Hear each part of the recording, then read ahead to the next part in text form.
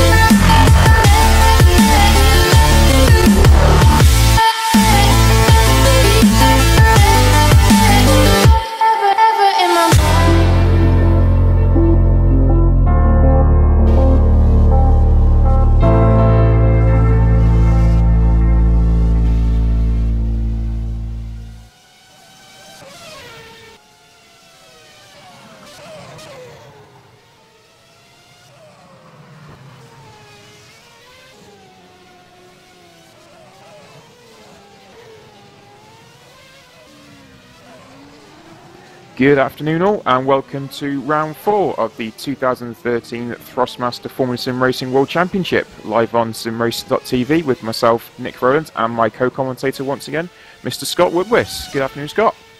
Good afternoon, Nick. Good afternoon, everybody. I'm surprised I'm still here because I've had to fill in for do the World Series as usual. I'm going to fill in for the World Trophy as well early on this afternoon. And it's quite ironic because I've never commented at the Monaco race before, and I've always wanted to. And it's pretty much the old adage, you wait for a race at Monaco and then 3 come along at once, so it's pretty nice to have that to happen. But yeah, had some decent races, high attrition rates already in the first 2 races, and I'm very excited to see how these boys are going to handle the Monaco Grand Prix circuit in the World Championship. Well, you joined us an unbelievable time around the streets of Monte-Carlo because Morgan Brown was on a great lap and he actually just binned it going through the swimming pool, so he's had a bit of quite a big moment there. He's currently sitting in 4th position. And oh wow, we're just in Simonchich for Ash Racing's just gone quickest on a 12.3. So this is the Q1 session. There's a minute left. As you can see, we're around the glamorous Monte-Carlo in Monaco, which is a superb setting to any venue. But having the Formula 1 round here is in particular very, very special. And it's been a chaotic couple of races. Certainly for myself last night with World Series. But we've got the World Championship boys out on track at the moment with less than a minute to go. Cut-off at the moment is Martin Gosby in the GT Omega. He's on a 1:12.7. There's quite a few drivers on a 12.7. There's 4 drivers on 12.7, so there's the cut-off seems to be around that margin. Frederick Nielsen, who has one of the standout drivers, I guess, around Shanghai in China. He's actually right on the bubble in 11th. Half a tenth will get him inside the top 10, but it seems again very track dependent for Frederick Nielsen, sitting on the outside or the echelons of the top 10, but yet he'll go to somewhere like Shanghai and gets a great result.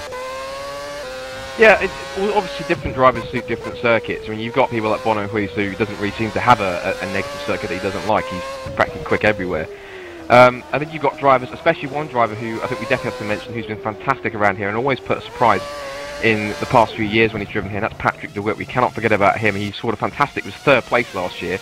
He was about 3rd of about 4 or 5 cars that ended up finishing, which is an incredible attrition rate last year.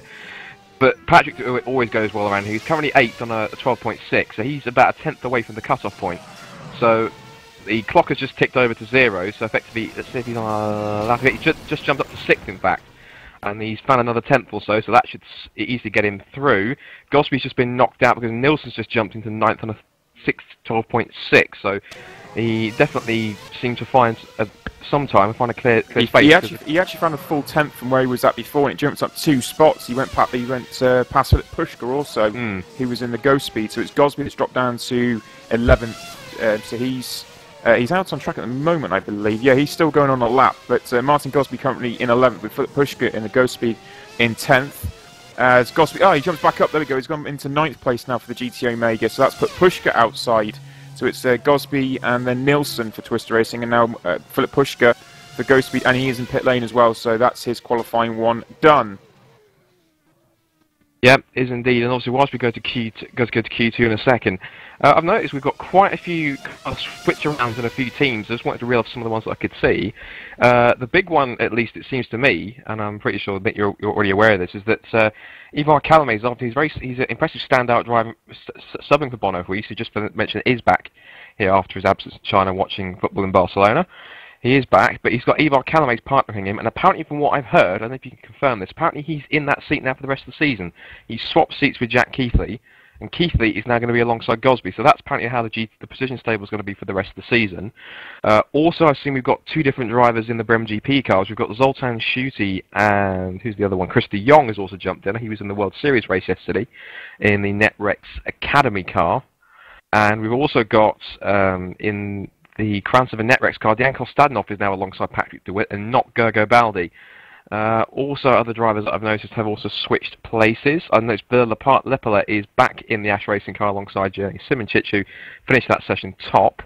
Apart from that, I can't see anyone else who has switched seats. So, yeah, that is a big one. I was kind of pondering the exact reasons for Ivar Calame's switch. He was very impressive in China, but I mean, Nick, have you heard anything about that more at all, or is there anything else you can tell us about it? In terms of the World Championship side, I think it's better to ask the guys themselves. I don't deal on that side as much. I try and focus on what was a crazy race for myself last night. But no, I don't know fully on that side. But Calame's with Huis, and have actually gone 2-3 as well. But Jack still doing a very solid job in 7th place, and Martin obviously jumping up once again in the GT Omega, not having the greatest of races last night after that chaos in turn 1. So he's returned up into World Championship over having a better race and put himself in the top 10, so he gets the 1 lap also.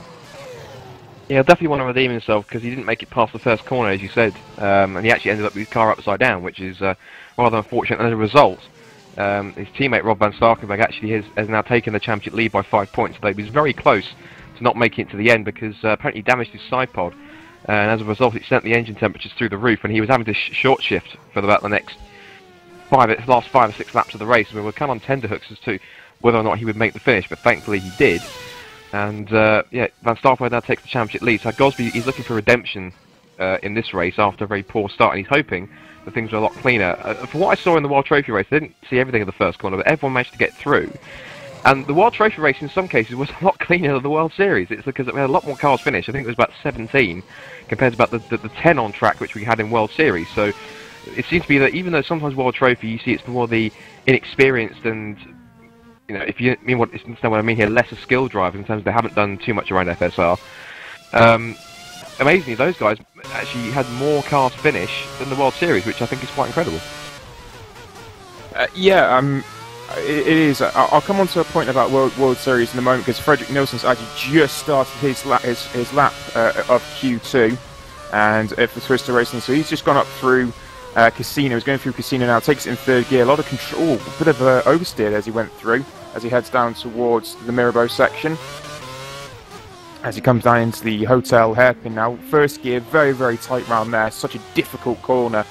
Slowest on Formula 1 calendar, I believe. So he goes now towards the tunnel, building speed. He held 2nd gear all the way through there, up to 7th, and will dive towards the harbour chicane, which is quite open here. You can carry a lot of speed in, but it's crucial to get the exit right. As he now heads up towards Tabac. So through Tabac into the swimming pool section in 6th gear, drops a couple of gears and he's down into 2nd. Oh, bit of a lock up there, but got it under the control. It's been a clean enough lap here for Nilsson as he comes into Raskas now. 2nd gear through there also. holds it very tight before Anti-Noakes, and a clean drive off the corner there. A little bit of wheel spin, but it's been a solid enough lap here. And it's a 1:12.7. That's a great lap there for Frederick Nelson. Is indeed. It wasn't as quick as his Q1 effort, but it's still pretty decent. That should hopefully put him into a decent time, and that possibly says to me that he's going to be a soft tyre runner, because of course we have got the split strategies for the tyres, of course now, which we had from Bahrain onwards. We're now going to look at the next man out on track, setting his time, and that is Martin Gosby, as he heads up the Beau Rivage of the run, which isn't particularly straight. It winds its way up to the crest of the hill and through Massenet, holds it before, shifts down to third and holds the car on the inside. The road kind of dips a little bit through Casino Square. There's a bump right over here, and Gosby decides to just rally-style jump over it in some cases. He's a tenth and a half down on Nilsson's time as he winds it round the Grand Hotel hairpin. Full lock through there and over the pavement through the second part of the Mirabeau, because there's Mirabeau Haute and Mirabeau Basse. I think that was Mirabeau Basse, I think. Slight wheel spin on the exit there, lays a line of black rubber from his right rear. 7th gear, about 280 odd Ks, braking just after the crest of the hill, and negotiates the Nouvelle chicane with ease and down towards the back, another very fast corner. And I love this section here. This first part of the swimming pool is so quick. Flicks it through, and he's still a tenth and a half down. He's gained a few hundredths back. Heads down to Rascasse, straight line the braking, slight lock up in there, and I think that compromised him on his exit because he was a little late getting on the throttle. And a wonderful run through the Anti-Noakes corner, hugs the inside wall towards the line, and he does a 1:12.947. So pretty much consistently a tenth and a half behind. And I have a feeling, compared to what everyone else is doing, that could possibly, obviously could have put him behind Nilsson, obviously, because he was a tenth and a half behind. But I wonder where that's going to place him in the top 10. It might put him down near the bottom end, probably somewhere around 8th or 9th. Yeah, so it's now the turn of Dion Kostanov, who was at a massive moment straight away in Saint-Devote. That was huge. He got oversteer and tapped the barrier as well, so a big moment already as he comes up through Massenet and into Casino. So it's not been a very clean start for Dion Kostanov. He's in my fantasy league as well, so that's not going to work out for me. No, because he's gone 9/10 off. So he comes down through the middle section now. He's in the Hotel hairpin, and that corner's got so many different names. It was once called Lowe's. I think it's now called Hotel. Yep, so station hairpin as well. Station as well, yeah, absolutely. So he's come through Portier now into the tunnel section. The long sweeping right-hander through the tunnel and coming out the other side. Hits the brakes very, very hard. A little bit of a lock as he comes into the Nouvelle, actually I believe it's now called Nouvelle chicane rather than Harbour, as he comes now into Tabac. Third gear there, he had to drop an extra gear because he understeered the mid part of the corner. He's 2.1 off. You'd have to believe this is a hard tyre run, even with all the mistakes that have seemed to have cropped up for him. You'd have to believe this is a hard tyre run anyway. So he's 2.1. Oh, he's bailed out. He's given up. Okay, so he's resigned himself towards the back of the top 10, and we'll go again from the race. And with tyres that he's got 1 lap younger than what he would have done in the first place. So that's not a bad move in the end there for Kostanov. No, not at all. It's obviously, we've already seen a couple of drivers show the hand that they are going to go softs, and I think it's best, obviously, we can definitely talk about tyre strategies. We've seen it all over this weekend in both races, especially in the World Series. It was pretty interesting. As we now watch Jack Keithley, now piloting the GT Omega, and I was wondering about this, because effectively, Jack Keithley earned that seat in the top precision car. He was World Series champion, he's pretty quick. Last year he finished 3rd in Monaco in the World Series, and then he's now come in, he's now into the main position team of the World Championship, and after 3 races, Palames comes in and is faster in China, and then instantly replaced and switched around for the next race. And some reasons I can understand from a pace point of view, yes, that makes sense, but in terms of Keithley coming through and doing all that hard work to earn that seat there, they haven't taken away after 3 races. Can't quite understand that, but anyway, that's another subject for another day.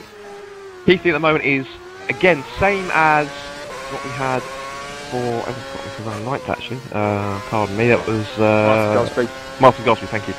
He is pretty much on the same pace as his teammates, so also this is a soft tyre run, and again he's grabbed a couple of hundreds, so it looks like GT Omega are going aggressive from the start, and a cleaner run through the Rascasse looks like, and a nice exit through Anti-Noakes, and heading towards the line, again hugs the pit wall, and that's a 1:12.698.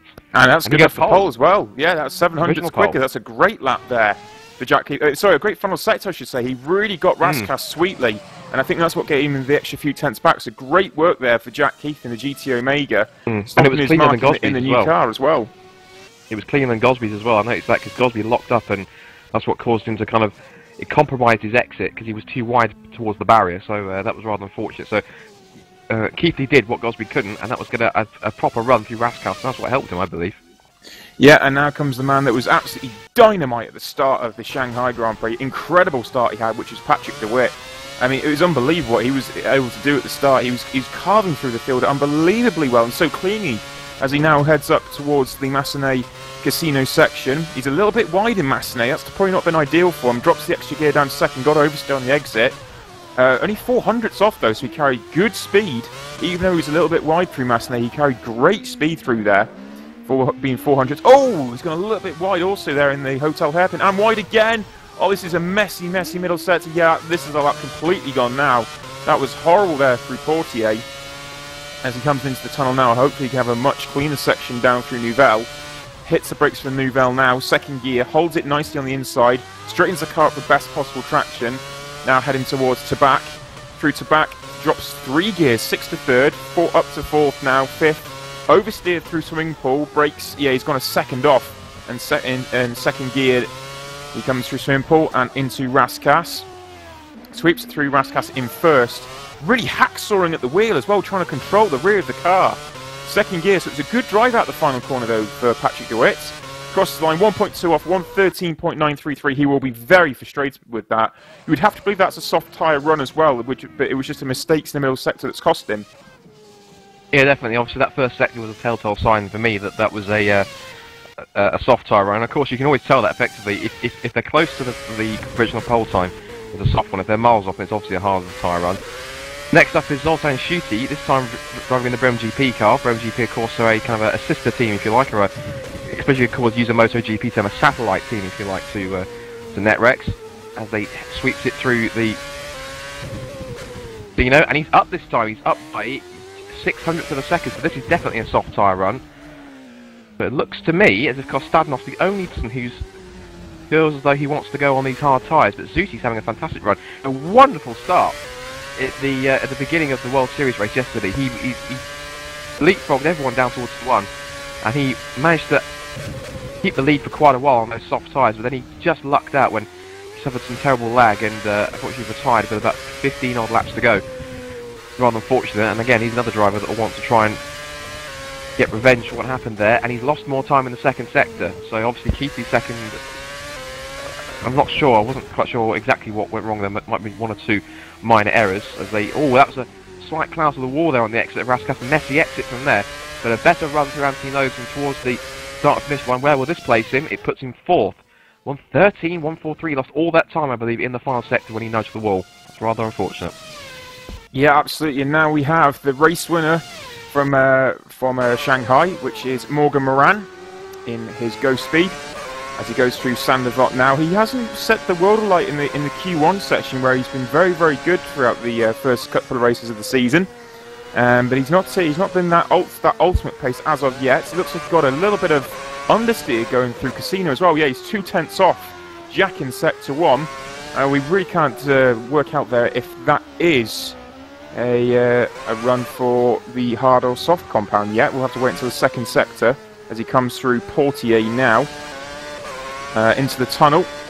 It's been it was quite a clean exit, but again understeer on entry, so he might be on the harder compound here. 7th drops down into second gear, holding Nouvelle very, very nicely there. That was greatly controlled as he heads towards Tabac. Through Tabac, just drops to 2 gears into 4th. Oh, nice exit there as well, up to 6th gear. Now he's dropped to 2nd, yeah, so this is a hard tyre run here for Morgan Moran. 3rd gear, 4th, 5th, and into Rascasse, and brings all the way down to 1st. Hooks the inside, little bit of oversteer on exit, through anti-nose, clean on entry, bad on exit though. Driving for the line, it's a 1:14.1, good enough for 6th, 1.4 off Keithley. It's definitely the fastest hard tyre. He was definitely faster than Kostadinov, so that's a decent hard tyre run. And it'll be intriguing to see how we get the split strategies. Now then, to quote the song Eminem, guess who's back? It's Bono Woodwiss, obviously back from his little break in Barcelona. He's come back refreshed, and he's here to tackle Q2 here in Monaco, and he's sweeping through Casino Square right now. Let's see what his strategy is then. Head into the first split, and he's up already by a tenth. So this is definitely a soft tyre run. This is going to be a split strategy then. It'll be Huis on the softs versus Miranda on the hards. This is going to be really intriguing to see how this plays out. So Huis with a nice clean run. What was amazing, I watched him in practice one when he did one single hot lap, and after a couple of attempts, his first single hot lap, he instantly went top of the times. It was an inch perfect lap. It's the first time he just jumped into serve. A couple of times he must have been held up by traffic and aborted it, but it was absolutely spot on. But then you'd expect nothing less from Bono Huis. He gets a wonderful run through their 6th gear through the first part of the swim pool section. Oh, look at this! He's almost just over a quarter of a second up. This is a stonking lap from Bono Huis, as you'd expect. Slight lock up through Raskas, but he winds it very tight to the inside of the corner and just glides it through Raskas. That was beautiful. Perfect traction towards the line. This is obviously going to be pole by just over a quarter of a second. 1:12.434. Not as quick as in the Q1 session, but quickest time we've seen so far, and that was absolutely beautiful. Yeah, just a reminder though that obviously the Q2 times are with the Parc Fermé settings on, so these are on the race settings but on the low fuel. So it's actually surprising seeing the times this low, considering they're the race settings. That's very impressive time there from Bono Huis. But it's now a turn of his teammate, effectively now, which is Ivor Calames, and Ivor is going through, down towards Mirabeau section now. It's been a solid opening to the lap. Yeah, he's 300s underneath Huis's time, in fact.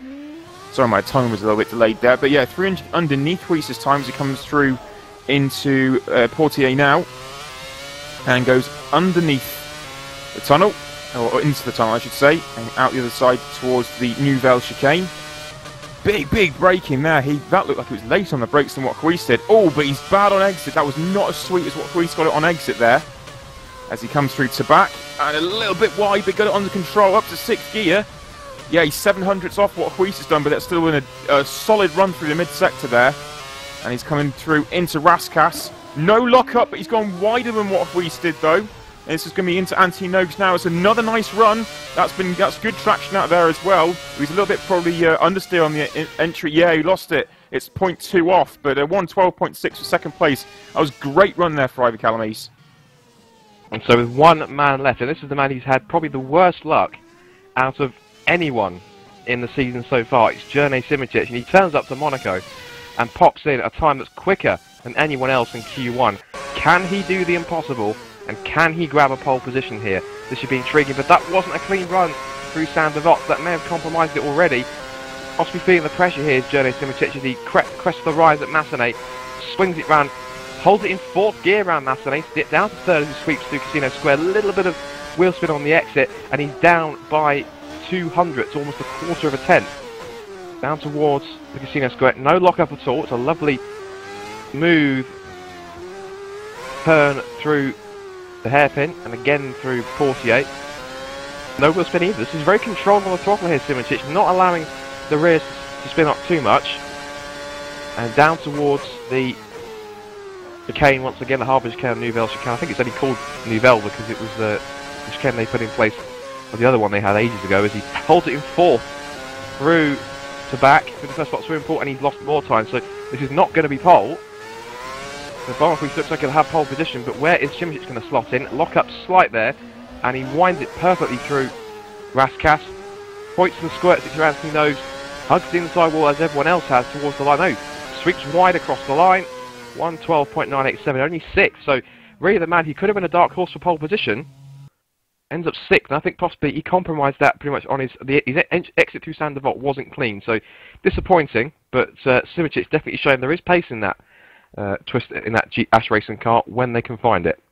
Absolutely. So it's a precision 1-2, a front row lockout for Bono Huis and Ivor Calames. Then from Jack Keithley in the GT Omega, so it's a 3, I guess you could say. And then Frederick Nilsson for Twister Racing splits the GT Omega cars. Gosby is then 5th. Simončić slotted in, as we just seen, in the Ash Racing car in 6th. Schutte in the Brem GP is 7th. Patrick de Witt for Crown 7 had that moment going through Portier. He's in 8th. Morgan Moran, 9th on the harder compound tyre also. And Kostadinov bailed out of his lap, but was also on the harder compound tyre. So those two drivers, 9th and 10th, on the hard compounds. So it's the top 8 you would probably imagine have all gone on the soft tyre. Yeah, well, it seems that way. Of course, the times will suggest that the top 8 are going aggressive with their strategy. It looks as though that Moran wants to play the long game and he wants to try and let everyone else burn their tyres out. And of course, I was going to talk about this, the fact that the World Series drivers, it was a great example where we had some of the initial drivers, Zoltan Schutte in particular, was someone who was able to make that strategy work, and for a while. But then the hard tyre runners came back. It was the two twisters especially coming through on the hard compound tyres. And how I believe it's going to work out is that we're either going to get the two stoppers. Well, of course, we can't do that, of course, because we've got the tyre rules. It's either probably going to be something along the lines of either a soft, hard. The soft tyre runners will run, I would have thought, maybe even 3 stops in fact, where the soft tyre runners are going to run probably 2, maybe 3 stints on the soft tyres and then just run on one single stint on the hard through to the end. Or it might be kind of the opposite, where they're going to go with the hard tyres, which I know can last about, if you can really eke them out, as long as 30 laps. So possible for the hard tyre runners to make 1 stop less and go hard, soft, because they can run 30 lap stints and then an 18 lap sprint on the soft tyres to the end. But we saw it yesterday on Conti, where he switched on to the soft tyres near the end, and for the first kind of 8 or 9 laps of that 18 lap stint he had to do on them, he was quick and he was closing, but obviously that's typical with soft tyres, they burn out very quickly. So if any of the hard tyre runners are going to do that, and I'm pretty sure that's going to be Miranda and Kostadinov will run a similar, if not exactly the same strategy, then those guys are really going to have to nurse their tyres for the 18 laps, and maybe just be a bit careful in that opening part of that final stint, so that by the end, the guys who are on the hard compound tyres might start to struggle a little bit. Yeah, it's going to be a very interesting strategy call on what they decide to do here. As you said, the hard tyre can go quite a distance into the race around Monte-Carlo here. It can go quite a long way, and a similar sort of scenario to what we saw in Shanghai with the soft tyre is they do drop off that sort of window, as you said. It's around about that lap 8-9 mark, and they do start to drop away. So it's very touch and go on what they decide to do, but it's that sort of marker and that sort of range that they have to consider, and the teams have to consider on what to do on strategy and when to pit and when not to, essentially, or when they decide to make the call, and if they go either soft hard or hard soft. But there's varying strategies that you can do, and we've already seen with the qualifying session, top 8 look like to be on the softer compound, and the hard compound for positions 9 and 10, which is Moran and Kostadinov. And I guess then it's a case of what do you go on behind them, because if you get stuck behind those two in particular, then essentially you're going to screw your race, be on the soft tyre behind 2 guys that are on hard. So I would have thought 11th backwards would also be on hard tyres, because it just, unless you can really get a great start, you're not really going to go anywhere on the soft tyre if you're stuck behind Moran on the hard. Well, yeah, well, on the soft tyres, we've seen it in both the World Series and the World Trophy races. Those who started in the front on the soft tyres, they were clearly getting graded starts. Obviously, it was Zoltan Schutte in the World Series, and Yorick Bolshevik managed a great start in the World Trophy earlier on. And both of them were on the soft tyres, and obviously by about lap 9 or 10 they had to come in and actually change them or there or thereabouts. So it depends on how aggressive you are. Of course, this circuit does rely more on high downforce, but also a lot of mechanical grip, because effectively you're not really going fast enough to get the aerodynamics properly working. So mechanical grip is everything, and because of that, the mechanical grip is obviously you're going to be probably putting a lot of camber on it. You're going to be softening the suspension, and that's not really going to help where the soften the suspension will do it a little bit, but obviously with the bumps and everything, all these different factors can affect tyre wear. So it's going to be pretty intriguing to see exactly how this all plays out. And I said it in both the podcasts I've done, I'll say it again. Overtaking is few and far between, if not nigh impossible at Monaco. It's not impossible, because I've seen some incredible overtakes, especially ones with Villa Pali yesterday in the World Series. That was generally some of the best overtake I've ever seen, both in Monaco and ever in both real and sim race stuff. I couldn't believe how he pulled it off. But what's going to rule here is going to be tyre strategy, it's going to be pit stops, and it's also going to be it's going to be pit lane. It's going to be the key to overtaking here, and they're the ones that are going to rule the day. And really, those who can gain an undercut from their stops are going to be the ones that are really going to see the benefits going forward into the race. Yep, okay, what we will have just now is a sponsor video, and we will be back with you shortly.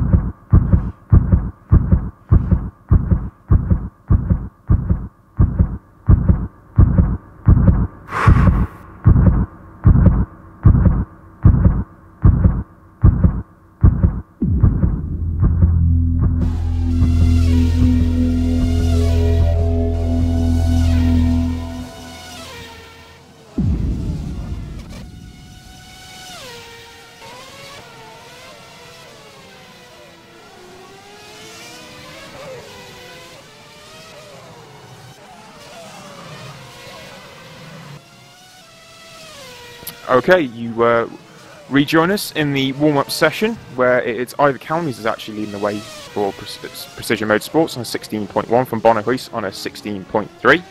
Martin Gosby on the 16.5 and Jack Keithy on 16.5 also. So these guys obviously just reacclimatised themselves with all that fuel into the car, and on the soft compound tyres also. For most of the running riders, well, it's the top 8 in particular on the softer compounds. Morgan Moran, he's on the hard, and he's on a 17.8, so and a 17.2 from Simon-Chich. So looks like there's some good pace there still, Scott, for the Ash racing car.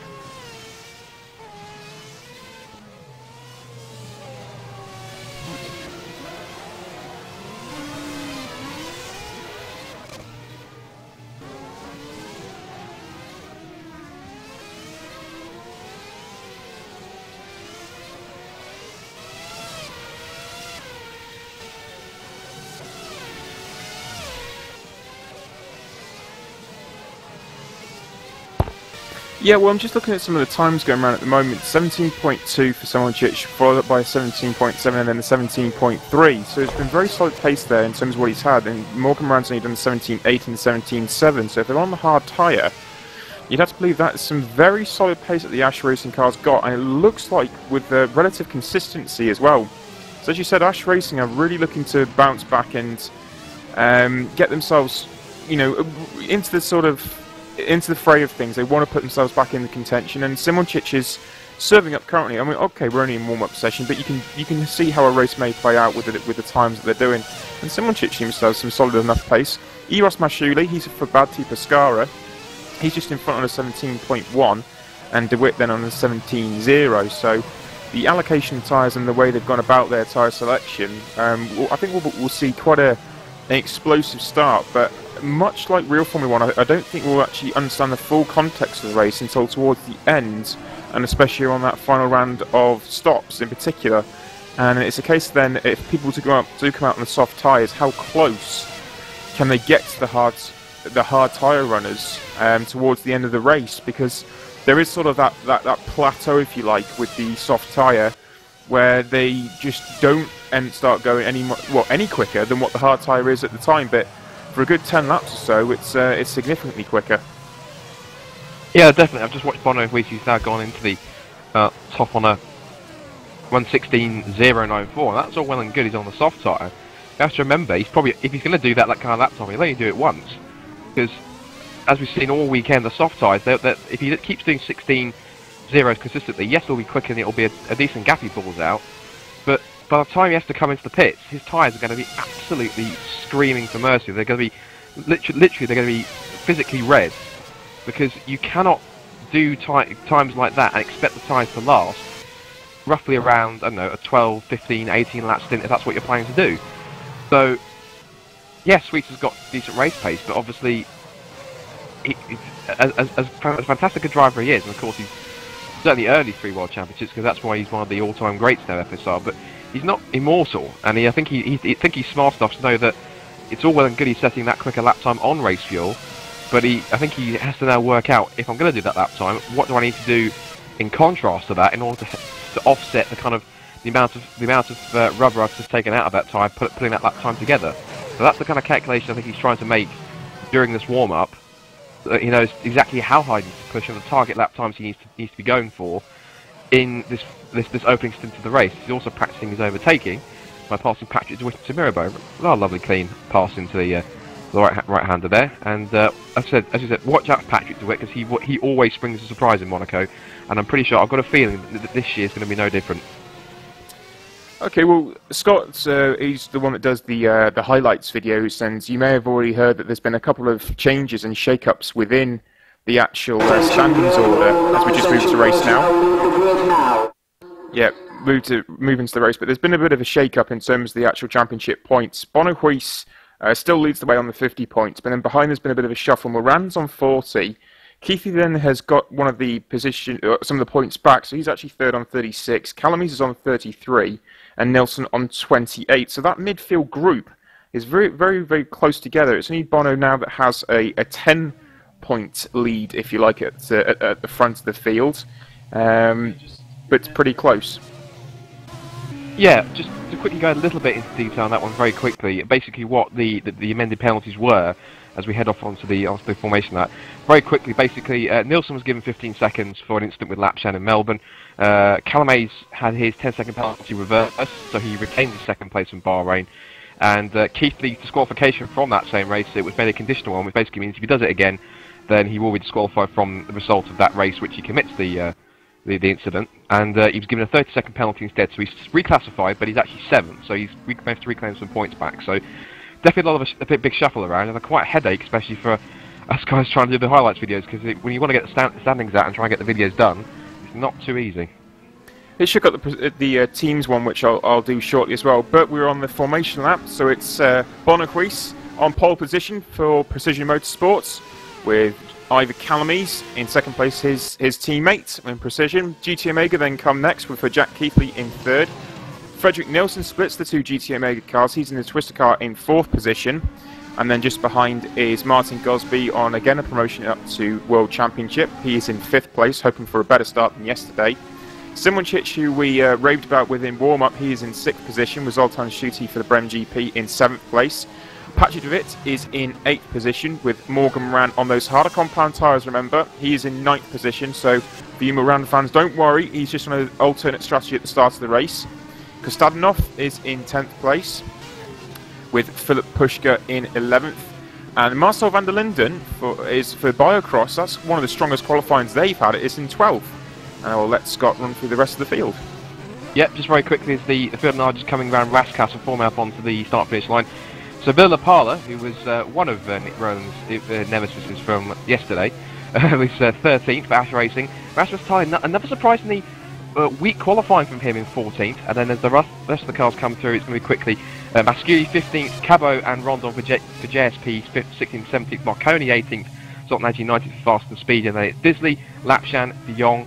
And that's it, 22 cars, all lining up onto the grid, and all set for 78 laps. Yeah, it looks like Moises Rondon's actually decided to start from the pit lane as well. He's the one sitting in pit lane at the moment, as we just await the lights. Here we go then. We've got 3 lights, we've got 4, and the wonderful race down the streets of Monte-Carlo is go! And a good launch there from Woodwiss, a good launch there from Ivor Callamy. Also Jack Keith, he's defending straight away from Fredrik Nilsson, who's got a nudge.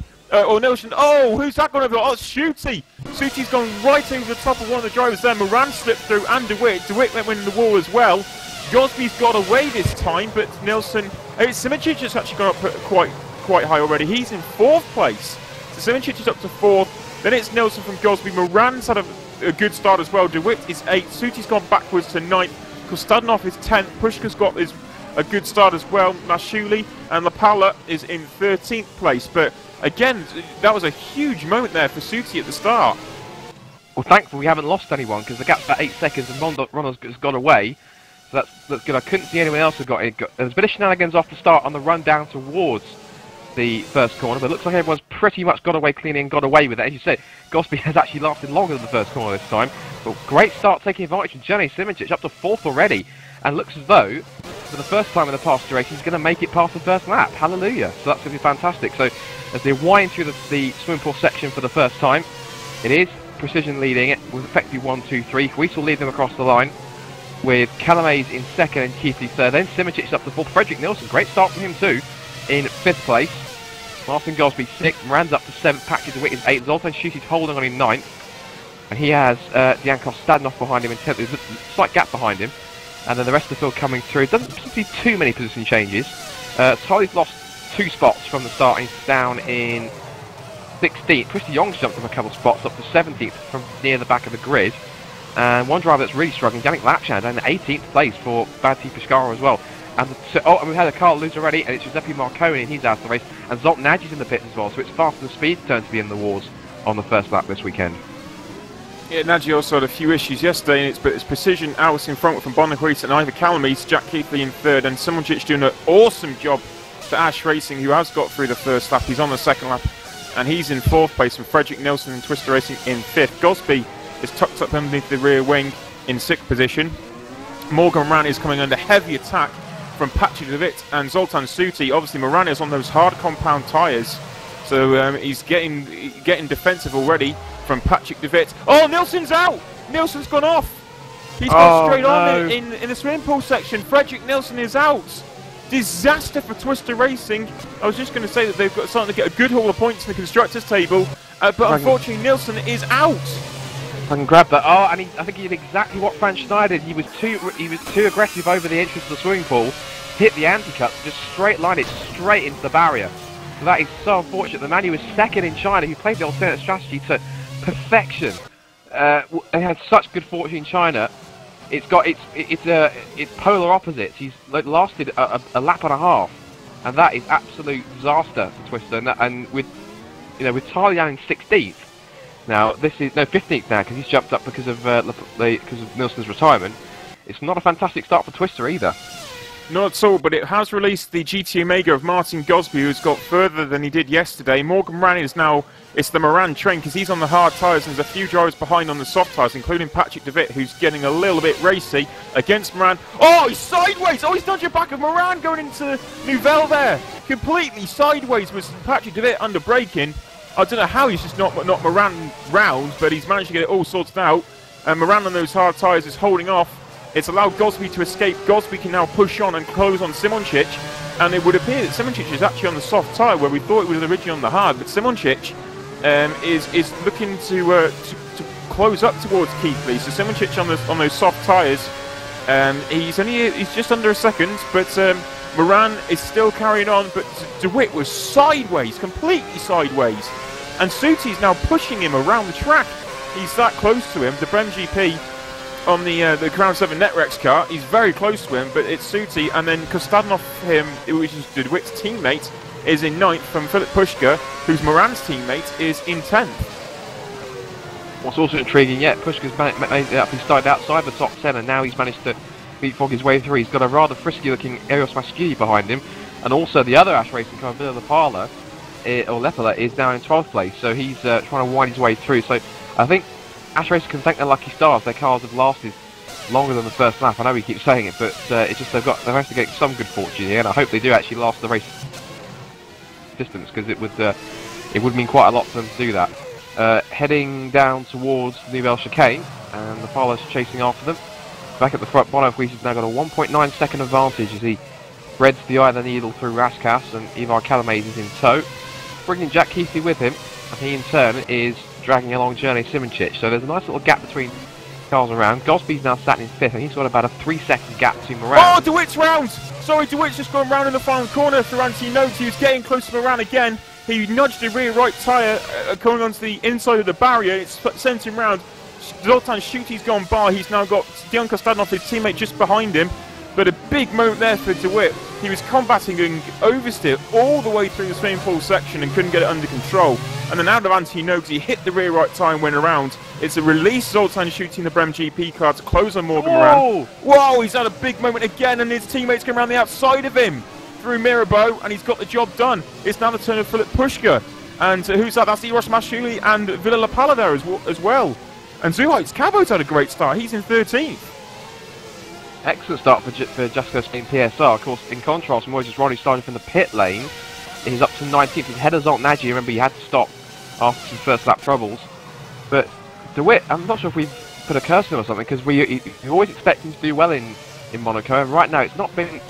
The signs aren't looking good for 2013, because he's had a bit of a rough start, made a couple of mistakes in the space of a few corners, and he's now himself behind his teammate Kostadinov, who's his teammate for this race at least, I believe.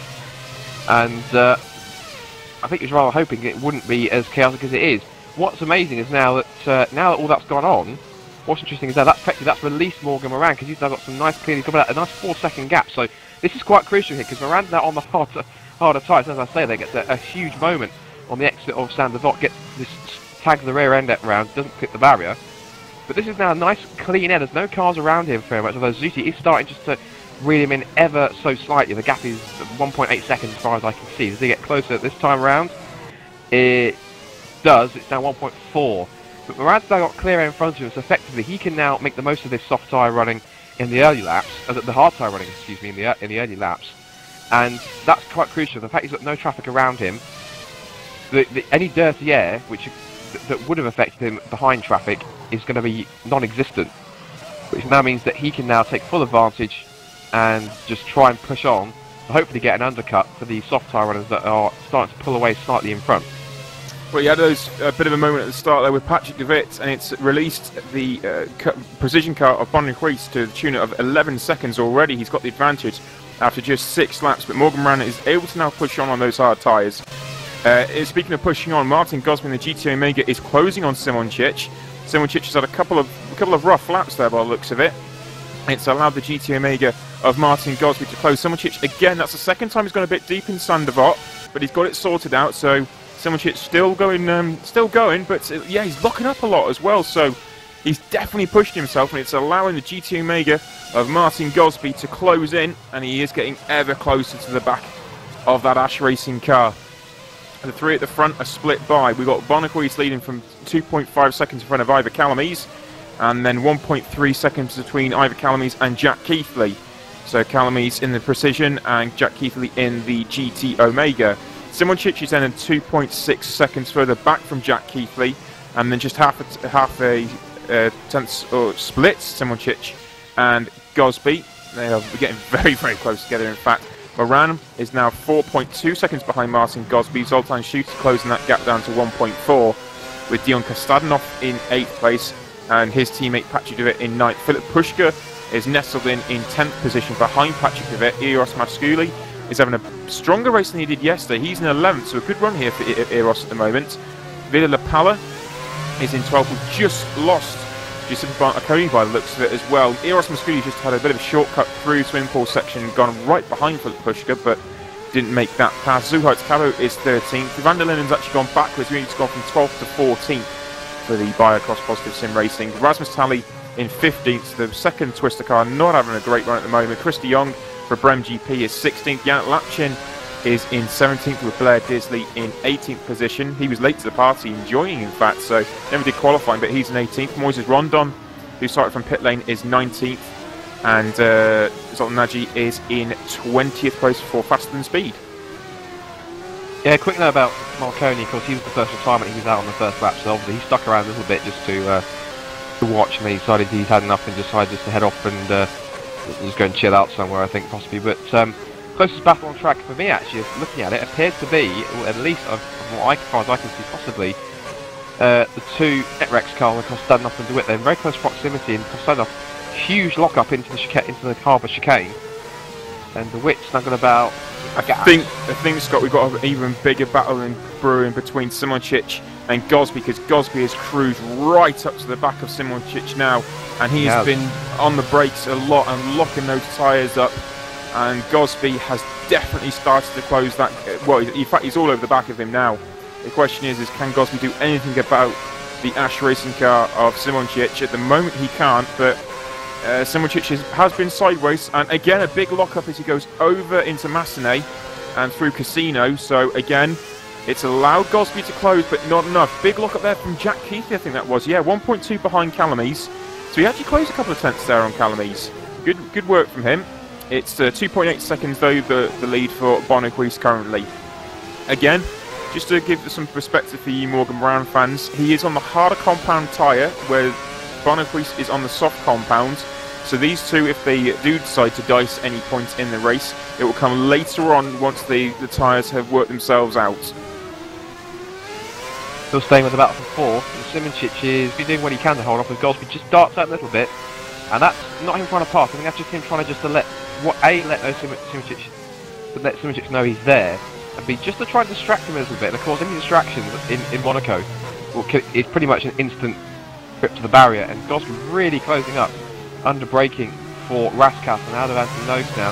What kind of run would he get in the toe down the pit straight? It's a very short pit straight, possibly the shortest that we have in the championship, as they fire down towards Sandoval once again. Now Simoncic is running again, a little bit deep through, a little bit too deep again through the first corner, but Gosby really is starting to glue himself to the gearbox of that Ash racing car, and Simoncic now, let's see just how he copes with the pressure behind him now. So, well, I was just going to say, Scott, that I think I'm finally understanding how people felt behind me yesterday watching this. That is the point. If anyone didn't watch, especially Lapala and Nagy, anyway.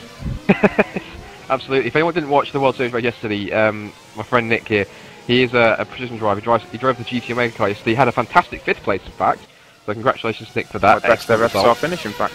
Absolutely. So excellent stuff. But I think he may have made slight enemies in Vanilla Lapala and Zoltan Nagy, because it was thanks to some excellent defensive driving, and some clean defensive drive as well. There wasn't any sudden line changes. It was just holding the line and holding the position cleanly. And in the end, it forced Lapala and Nagy to get so frustrated they made their own mistakes.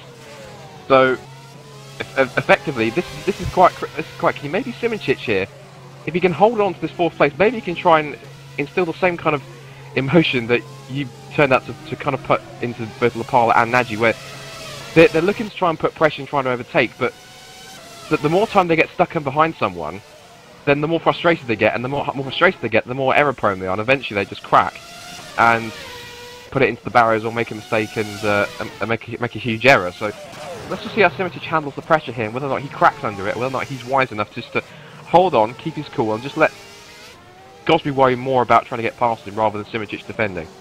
He's had a couple of brake lockups. Yeah, there we go again into Mirabeau. He had a bit of a brake lockup once again, so he is coping all right. Martin Gosby is positioning his car as if he wants to make an overtake, so making Simičić maybe think about it and think about a defensive line. So Gosby's putting his car in the right positions, but he's not being aggressive on the throttle. We just hope we'll get an onboard shot of Gosby, but you can really hear in the tone of the engine that he's not stamping on the throttle. He's not worrying about it too much. Oh yeah, there we go. Very, very deep there into Nouvelle for Simičić. Got away with it. There's a big anti-cut on the inside of that corner, which has caught a lot of drivers out. There's a nasty anti-cut, and through here in swimming pool section there's an anti-cut as well. Once again here on the left-hand side there's another anti-cut, and they're quite high in terms of what these cars are as well. And if you ping off them, it can be quite fatal in some respects for the car. And but Simičić had a bit of a moment going through there. He's got it all sorted out, and Gosby just has to nestle and sit behind him a bit again. Gosby's coming to the right-hand side of the track here also. He's come to the right-hand side where Simičić goes to the left. Oh, wow, very deep again for Simičić. He's gone to the right-hand side, but again, there's no room for Gosby to do anything about it. So he's gone deep into Sandevot. That's about the 4th lap in a row that Simičić has gone really deep into Sandevot. This seems to be more like Simičić is starting just to feel the pressure a bit more rather than just absorbing it and managing to continue without any problems. So I think possibly Gosby has the psychological advantage at the moment. He really is he's forcing Simičić to play his hand pretty early and forcing him to just basically try and up his pace more than he'd like to in order to both A, wear his tyres out faster, and B, just run. The faster he runs, of course, the more chance he's got of making a big mistake as they run down towards the Nouvelle chicane again. And how does Simičić take it? That's a better run through there than last time around. And he's sorry, just interestingly, while these guys are doing their thing with a little bit of combating, Morgan Moran's actually close to win within 2.6 seconds of them. So Moran on those hard tyres, yes, he has. The equalisation has started to come, as you were absolutely spot on in saying before, has come around that sort of 10, 11, 12. Oh, Simičić has dived in fact. So there we go. Simičić has dived in very, very early into pit lane. So Simičić is in on the soft tyre. That's slightly earlier than I thought they would have decided to pit, but it has now released Martin Gosby. But Morgan Moran has close to within 2.6 seconds of Gosby, but it's now a case of what Gosby can do in that GT Omega in terms of can he pull away. Now, where's that drop Simičić in fact? Oh right, he's come out right behind Filip Puška and just in front of Eros Masculi. And of course he's now on fresh tyres. That is going to be horrible traffic for him. For Puška just in front of him, DeWitt, and there's Kostadinov as well. Oh wow, Kostadinov was completely sideways then as he comes down towards the Mirabeau. But Simičić, yeah, he's come right back out into traffic. This is exactly what you don't want after being on the soft tyre. It's a lot of traffic that just compromises your entire race. These guys are on the harder compound at the moment as well, you would think. They're running in the 18s, yeah, so they're on the harder compound. So Simičić is out, but this could really compromise him. Were you saying about the soft tyre runners being quite early from the pit as you say that Woodwiss is in? Yeah, so Woodwiss dives in. Okay, so he's only got a lap earlier. That's fair enough. He's only a lap early. So Woodwiss dives in and Calamis carries on. Keithley carries on as well. What's Gosby doing? Gosby carries on as well. So it's only Woodwiss dived in. So race leader Woodwiss dives into pit lane. Trunnels back down pit lane. This is such a tricky exit because of how fast the cars. There we go. There goes Gosby. Oh, here comes Morgan Moran. In fact, this is going to be a great run between them. And Woodwiss has recognised it and gets so much speed through the exit, but held the corner. Unbelievable he didn't cross that line, but Woodwiss is in front of Morgan Moran. That was absolutely crucial that he got that done, and he has. That was perfection getting out of there. And what's more tricky is the fact there's a huge bump right on the apex of the right-hander, so that can really put the car. I saw a couple of cars suffer on that one, but now we've got the fight everyone wants to see in the Principality. It's Woodwiss versus Moran. They're about to lock horns once again. Of course, Woodwiss, I'm pretty sure, is going to be on another fresh set of those soft tyres, and he's going to start just to pull away slightly. And yet you can see already Moran is already being gapped already by Woodwiss, and I'm pretty sure Gosby, not to suggest there are any team wars, but I'm pretty sure Gosby isn't going to combat Bono too much when he comes to overtake him. So effectively, if you like, he's going to be net third. What about the rest of the guys in front? Well, I'm watching Calamis coming through. I think Calamis coming in. Yes, he is. Yeah. Calamis pits. I have Calamis in the second precision car. Pit lane. Yeah, the GT Omega of Jack Keithley also. What's Gosby doing? Gosby's carrying on, and it's actually holding up now, Bono Huis. He's got to play this carefully because Morgan Moran's right behind. Now, got to get back on the throttle. Oh no, Moran's not close enough. In fact, that's worked. That works for Bono. Ivor Calamise comes out now. He's in 4th. Where's the traffic behind? Nothing. That's worked for Calamise. Zoltan Schutte goes through in 5th. Where's Keithley? Oh, he's out behind Schutte, so that's not worked for Keithley because he'll catch Schutte quite quickly. But Calamise is in clear air. Well, 3.4 seconds worth of it anyway before he gets to Moran. And Gosby is in front of Moran, and Huis has already gained nearly a second on Gosby in the couple of corners.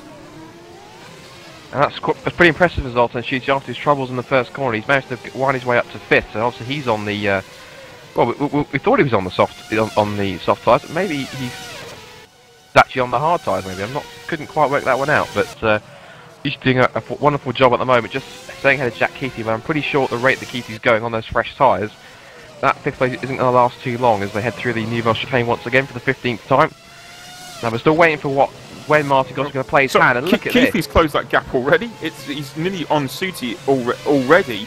Calamise is closing that gap down to Moran as well. Martin Gosby with a huge lockup. Does he pull right this time by? He does. So the second GTMA car is into pit lane. And now this gives Moran the clear air that he wants now, and this means he can start to charge after Huis. Although in that final sector, Bono Huis has pulled out a further 7/10 in his advantage. So this is going to be quite crucial here. So it looks as though then that Bono is going to be going soft, hard there. It seems to be that he feels confident on that strategy. Gosby's come out behind Pushka and in front of Masculi. So Masculi, the Palacabo, Van der Linden are all in a train, and Gosby's come out in front. He's 2 seconds behind Philip Pushka, and Simoncic, after pitting earlier, is 3.4 seconds in front of Martin Gosby. So that's worked for the Ash Racing car there. And now Philip Pushka has split them. We've lost Lilo Pala there as well, so Lapala's out.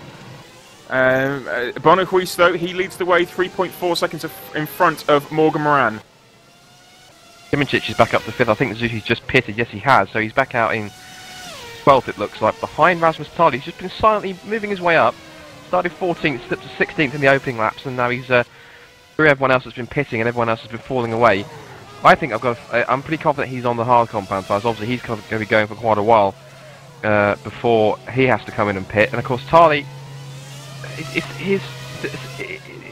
differs sometimes. His qualifying pace, for the most part, isn't fantastic, and then in the race, it seems to be. It depends. If he's got a strong qualifying pace, drops off quite a bit in the race, and we saw that in China. It goes the other way around, where Tali's qualifying pace isn't fantastic, but he seems to find more speed later on in the race, and especially in the latter stages. And he's done a pretty good job well, apart from Bahrain at least, in Australia and China to manage to get top 10 finishes, and that's pretty key on that one. The fact that he has got staying power, so that he doesn't allow himself to make too many mistakes. Well, not counting the mistake he made when he spun in China. But Tali's not doing too bad. He's now 10th because I don't think we've just seen someone else make a pit stop. I couldn't see exactly who that was. Someone else was just in front of them. I think, was that Masculi? It might have been Masculi, but yeah, no, Rasmus Tali doing well in the top 10 now, but he's coming under pressure from Zoltan Schutte. I think he's looking pretty impatient. He's right on the gearbox as they head into the tunnel, and I'm pretty sure this is setting him up for a pass here. Yep, definitely getting close, and Calamise is closing in as well. So we got Van der Linden. Oh yeah, Tali. Oh, he's gone side by side with him, and Schutte. Through the entire chicane. Yeah, through the entire chicane, and Schutte is now 10th, and Tali is down to 11th, and Patrick de Witt, now he's going to start closing as well because he's made a pit stop as well. He'll start to close, as then it's Zuhait's Carbo and Marcel van der Linden. So the Jasco Spain PSR car and the Biocross Positive Sim Racing, they're both having pretty solid races at the moment. Yeah, they're doing well. It's fantastic to see Carbo up in 8th, and Van der Linden has got plenty of talent in him. He's had a kind of, I don't know, he's had kind of like a mixed fortunes when it comes to the start of his season, and he's here in Monaco now. He really put Cabo under pressure. I'm really impressed by Cabo. He's the first time he's ever raced an FSR. Yeah, he's made an instant impact. Before the appeals came through, he was sitting on a point, and he managed to get his first for him and Jasper Spain PSR. But of course, they got taken away after the appeals. But Cabo here, he's definitely on the harder compound tyres, and he's really impressing here. He's had a fantastic run. He's managed to keep it off the barriers so far, and these just to spend PSR cars. Again, this is not slating their drivers at all. They're not the quickest. We have to admit that, but they are fairly consistent, and they do get their cars to the finish, and they do pick up the scraps of any of the big names that do fall foul to any over-exuberance or any bad luck. So hopefully Cabo can stay up there, and if he can grab himself a couple of points in the process, good on him. Tyre strategy now starting to play out as well, as Martin Gosby has closed on for Pushka. This is all over 6th place, and he's on the fresher tyre while Pushka's still going on the tyres he started the race on. So Philip Pushka is just in, and sorry, this allowed Simončić to get a bit of a gap. It's 2.6 seconds between Gosby and Simončić, but with Pushka in the middle, so Gosby's got to negotiate Pushka first before he gets to Simončić. Jack Keithley, the quiet assassin, he's sitting in 4th place at the moment, 2.7 seconds behind Ivor Calamies and 6.3 in front of Simončić. And battle resumes towards the front, and this time it's between Morgan Moran and Ivor Calamies. He's just 0.6 behind, and obviously the tyre strategy is starting to play out big time here. Moran is going, the fuel's coming down, the tyres are getting more worn, whereas it's coming down on fuel for Calamies, but they're much, much newer. So Calamies will be able to close on Moran. It's a question of, can you do anything about it? Or can Calamies even force Moran into a mistake?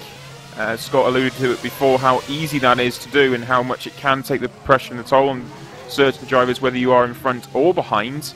But Moran at the moment, the cool head at the moment is with Moran, and he's 0.6 in front of Ivor Calamies.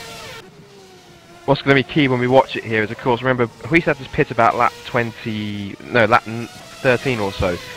But what's going to be interesting is how this plays out when Moran has to make his first stop.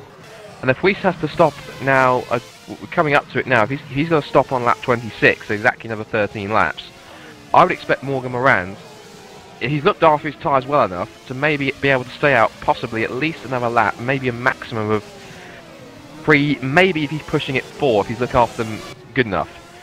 But this is going to be pretty key in terms of the overlap that they get on the strategy. So I'm quite intrigued to see how this is going to play out. I think that possibly the hard tyre runners, as I said, they are going to go soft, hard, and then a sprint to the finish on the softs.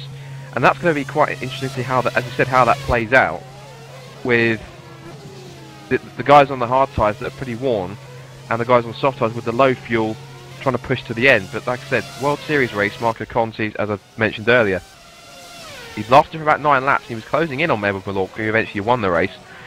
But there was that, as we keep saying it, that plateau. It came once again after about 8 or 9 laps into the stint, and it just halted his attack, and then effectively he had to set off for 2nd place. Now, whether or not, because effectively he was driving for a Busso GP, and of course a Busso GP is a sister team or a satellite team, if you like, to Twister Racing.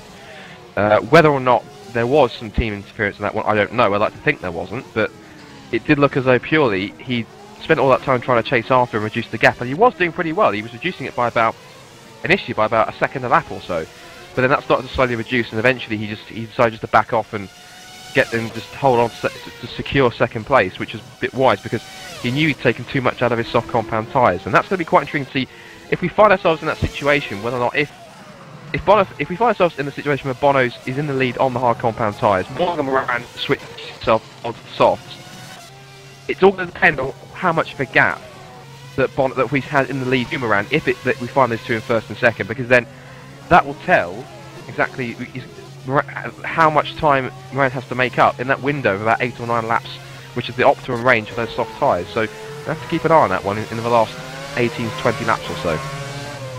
Yeah, and in the meantime, Calamies has actually dropped back a little bit now. He's 1.3 seconds behind Moran, so Moran's doing a great job on those tyres at the moment. Like you said, it's all about range now for Morgan Moran, just how far can he go into the race on the hard tyres, and how much pressure can Ivor Calamies apply to him to make him use those tyres probably even more. We're on lap 22, so we'll just have to see how much longer he can go into the race on this particular set of tyres. Jack Keithley is 2 seconds behind Ivor Calamies and doing a good job for GT Omega. Simončić is in a land of 1. He's just got his own gap, 7 seconds behind Keithley, 2.7 in front of Pushka. Gosby still tucked up underneath the rear wing of Philip Pushka, who was on those hard compound tyres for Go Speed Racing also. So Gosby wasn't able to capitalise or utilise the tyres, the soft or the tyres that he's on at the moment. Although that is a very, very good run he's got into the tunnel section as he goes now down towards the Pushka's defended, and round the outside goes Gosby. Oh, very deep under braking there for Pushka and holds the position. So Pushka's held the 6th place, and Gosby's still in 7th place. But that's the first time we've seen Gosby have a genuine run at Philip Pushka. Great defensive driving there. He really did hold the line. It wasn't desperation or anything. He just had to try and cover the line as best he could, and he did that very well indeed. So Gosby's now going to have to try and think again here and try and set him up somewhere else around the circuit if he can. Of course, passing places are very few and far between. Down the Vot is a place where you can pass. Turn 1 if you get a good enough run. Your next passing opportunity now, going through here, is probably going to be Mirabeau. If you can get again, if your exit out of Casino Square is clean enough, and let's just watch and see how he gets on. Comparing the two, pretty equal in my view on that one. And then Mirabeau, and then, provided you can't do it there, if you're close enough and can force yourself up the inside, the station hairpin here you can definitely pass as well. And then, for me, the only other real, if you have to call it a true overtaking spot, is going to be here down towards the tunnel. And another big twitch from Pushka, so he's definitely either feeling the wear of those tyres, or he's definitely just pushing a bit too hard in order to try and keep Gosby at bay as they filter their way through. Gosby closing under braking, cuts the curve a little bit, but he holds on to 7th for the moment. And Pushka himself is about, let's look at the gap between himself and Simitic in front as they go through the 2nd sector, about 3.2 seconds. So Simitic is having a really good run here in 5th place, and hopefully he can that can last for quite a while as Pushka winds his way through Raskas and back onto the pit straight. So good stuff from Go Speed so far. 2nd and 6th is a decent points haul, but of course 1st and 3rd for precision is going to be even better. Yeah, it is, and Pushka's doing a great job at defending at the moment, and Simincic has just been allowed to scamper away. It was 2.5 seconds between Gosby and Simincic. It's now at 3.4, so Gosby's definitely being held up by Pushka now, and it's just a case of can the GT Omega driver do anything about the Go Speed car, as Simincic has dropped backwards from Keithley as well to the tune of 8.4 seconds. Keithley, in the meantime, is having a great couple of clean laps as he is closing in on actually Ivor Calamies at the moment, so still within that second of Morgan Moran. So 2nd of Morgan Moran, and Jack Keithley is definitely closing onto the back of Calamies and Moran. So again, we're just waiting to see what Moran's strategy play is, and when he does decide to make his pit stop. He's carrying on at the moment though, as Woodwiss, the race leader, looks like all in control at the moment. 7-second lead over Morgan Moran. His fastest lap is a 1:16.669. It's a handy time there for Woodwiss, as Moran is just starting to feel the pressure now from Ivor Calamies by looks. Yeah, he got a big twitch on the exit of Sander Vot, so obviously either those tyres are starting to wear a bit more than he'd like to, or he is just starting to get a bit ragged here to try and keep Calamies at bay. Calamies is now closed in, so the gap is now, it's 0.6 of a second now, and you can see it's visibly closer here, because Calamies is now right on the gearbox of the Frenchman as they head through the second part of Mirabeau over the pavement. Little patch of concrete that you can use as almost like a leverage into the corner where you can. It's almost like any circuit I know has something like that, and it's a real kind of it's kind of wild card. It's totally non-related, but any circuit that I know that where you get a kind of patch of tarmac on the outside to help you run through the corner is probably the entrance to Caltex chasing Bathurst. You've got that piece of concrete you just sweep through, and it's pretty similar. But of course, this is a street circuit, so the margin for error is much smaller. So, and we've seen drivers use that, but of course they have to be careful on their exit, because if they don't turn soon enough off that tarmac, they're going to clip the outside wall, and if you turn of course too soon, you'll clip the inside wall. So you really have to thread the eye of the needle through that section in order to make the most of that piece of tarmac. And Moran carries on. This is now lap 26. Gap at the front is now 8.4 seconds between Moran in 2nd and race leader Woodwiss. So for the moment, what they were predicting before the race in the preview, which if you want to read it for the sake of things, is on formula-simracing.net. You can go on there and read it, and they do actually state that they don't actually rate Woodwiss as the favourite for taking a 4th win in a row here in in Monaco. They're actually racing Morgan Moran, so this is going to be quite interesting to see how it all how this comes together. And the gap is 8.5 seconds now as they come to the first sector. And I'm wondering, I think Moran's doing I think actually, if this is the gap that he's got here, I think Moran's doing a pretty good job at this point of actually just not letting the gap run away that longer than that. And also, as it's lap 26, if his first stint to be believed, I would expect Weiss to be turning to pit road right now. Let's see if he does.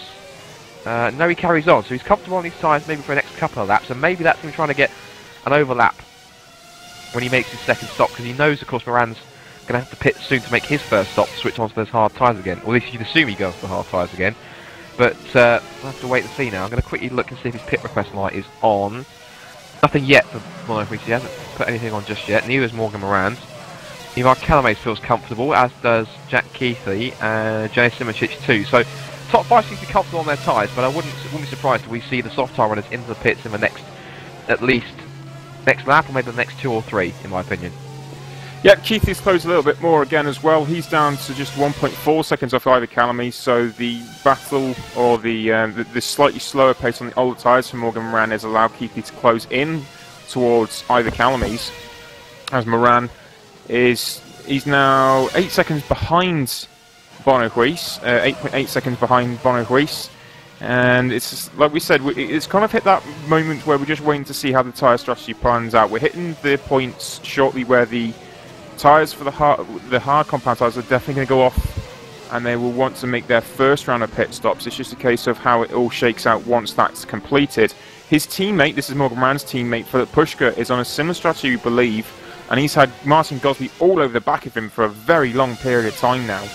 And it was Simocic against Gosby at one stage. He was having a fantastic drive at the moment in the Ash racing car, but at the moment it's Pushka that is splitting them, and he himself is having a great race for Go Speed. Yeah, 6th place, very impressive. Pushka's always been there or thereabouts. He was rather unfortunate. I need to properly. I did take a look at the post-race checks for China, and the course for there was more course for PR announcements, and they've amended a few more penalties. And I believe Pushka's time penalty, it was either reduced or it was taken away completely. I need to look at it properly, so don't hold me onto that one. It was either reduced or taken away, but Pushka was, because of the time penalty at the time he was given, which was for, apparently he was given it for several small instances which I believe were reported individually, and I can't see the reason why. When he was racing against Rob van Starkenburg, when on the exit of the turn 14 hairpin, he just moved across and caused slight contact just to prevent van Starkenburg from getting a run on him, which I couldn't really understand why they felt they had to process every single one of those, but nonetheless, Pushka's definitely having a decent run. 2nd and 6th is good for Go Speed. Of course, they'd love to see Pushka a little bit higher, and he's only... Now the gap is about 3.2 seconds compared to Simicic in 5th, as Bono Weiss continues on in the lead. And no pit request light just yet, so maybe he feels that he's still running a little more comfortably on these tyres. Morgan Moran hasn't flicked his on yet either. He went very deep in Sander Vop there as well, so I think he's starting to feel the heat for sure, as Calames closed within underneath half a second. It's just 4/10 now, and Jack Keithley is just 1.1 behind Ivar Calames in the GT Omega. So we'll wait then as Jade Simicic heads up the hill in 5th. And it's nice to see he's actually lasted longer than these 6 laps. Oh, Van der Linden's gone. Van der Linden just popped up on my screen. Suspension failure. Or suspension problems. That's him out of 13th place. And that's a shame. He was running in the top, on the fringes of the top 10 at one point, but we have lost a Bicross positive SimRacing car. Our 4th retirement of the race, including the Parlett, Nilsson and Marconi. And amazingly, all 4 of them are suspension ones, so obviously they've had a clout with the wall somewhere, and that's given them a knock for whatever reason. I wonder if I can maybe get replaced exactly why that was caused. But that is a real shame. Yeah, big shame. It looks like we may see Morgan Moran momentarily pull into pit lane. His light's been on, and he has been oversteering a lot of these corners this last lap. Sorry, I was looking at sorry, my fault. I was looking at the what's it called, the replay, and it lagged on my screen. So I thought for a second Bono Weiss had gone straight on at the into the barrier at the station hairpin. So apologies if I momentarily just woke anyone up with that shout there. Bono Weiss is still running. I want to clarify that one, but I was looking at the replay of that one. So apologies for that one, Nick. You may carry on.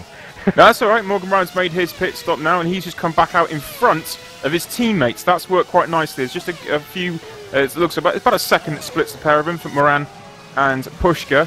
So Morgan Moran has come out into relative clear air. Well, actually, not really, because Simoncic is in front of him. It's only a second, 1.5 seconds that splits them.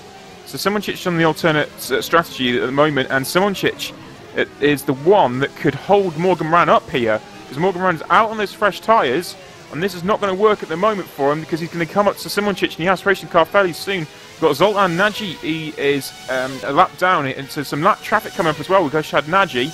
Keithley has closed right in on Calamise. It's underneath the second, so GT Omega against Precision could be on, especially now they've got the back marker of Moises Rondon just in front as well, who should momentarily get out of the way. He's not done it through there. He'll pull left now.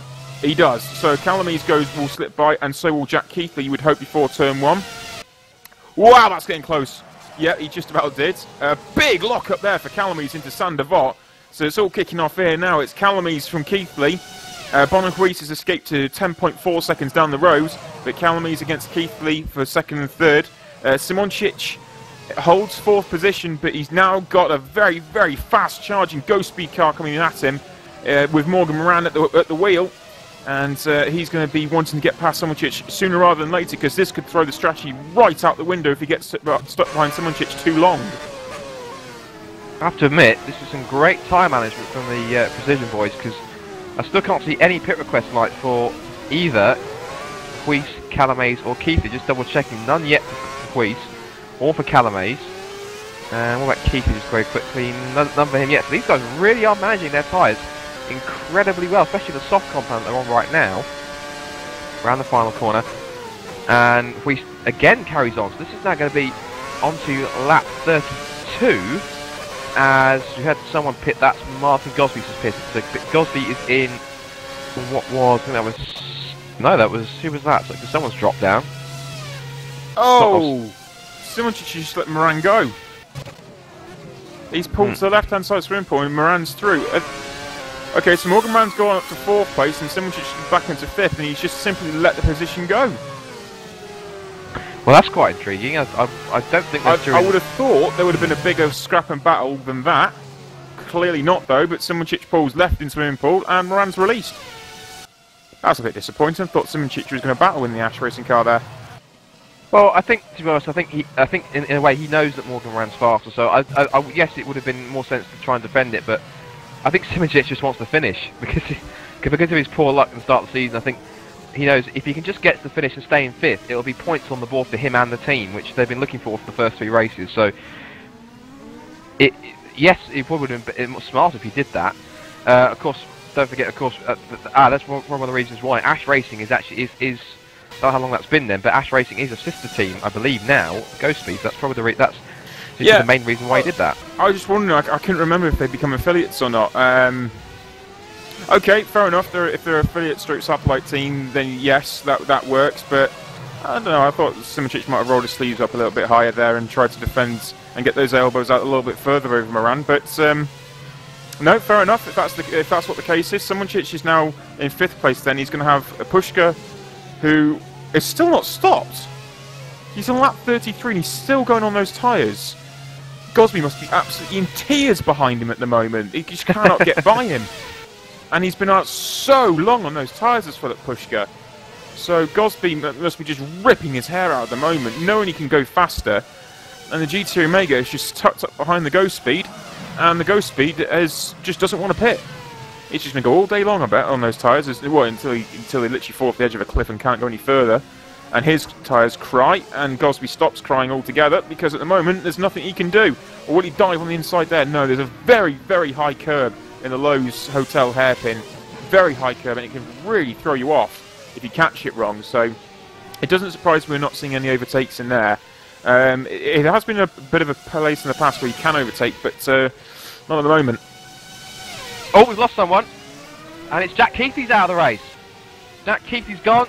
I need to see the reason why. Let's see if I can grab the replay. I remember this time on the replay. Rather than shouting out somewhere. And oh, that's the reason why. And he's gone off at the Nouvelle chicane. And he's nosed it into the barrier. And he may have stalled the engine. So, Precision's quartet has become a trio now, because unfortunately Jack Keithley is out of the race just before the halfway mark. That's a massive, massive shame. Jack was having a great run there in the GT Omega as well, trying to show his worth to go back up into the primary team, if you like, but nevertheless, Jack was having a magnificent run, and that's come to an end. So Calamise no longer has the pressure of a GT Omega behind him, though, now, so he's going to have a little bit of clear air. Now, Calamise can enjoy that clear air as well. Moran can enjoy it as well, because Simonchich has obviously let him go. So Moran can utilise those tyres to their maximum capability. So he's going to enjoy those tyres while he goes at the moment. But Calamise will want to push on and try and do something about it if he can. And he wants to really pick up his pace. He's got to pull a healthy margin if he can over Morgan Moran. But Moran on those new tyres, that's going to be very, very difficult. And Bonnehuis at the front is 10.6 seconds in front of Ivor Calamise. So at the moment it's still a position 1-2. But Morgan Moran, in terms of strategy at the moment, you would say, sits in second. And also, as you say, the clear air, this is golden for Morgan Moran, because look at the gap he's got now. Of course, he's got about 11, 12 seconds of clear air.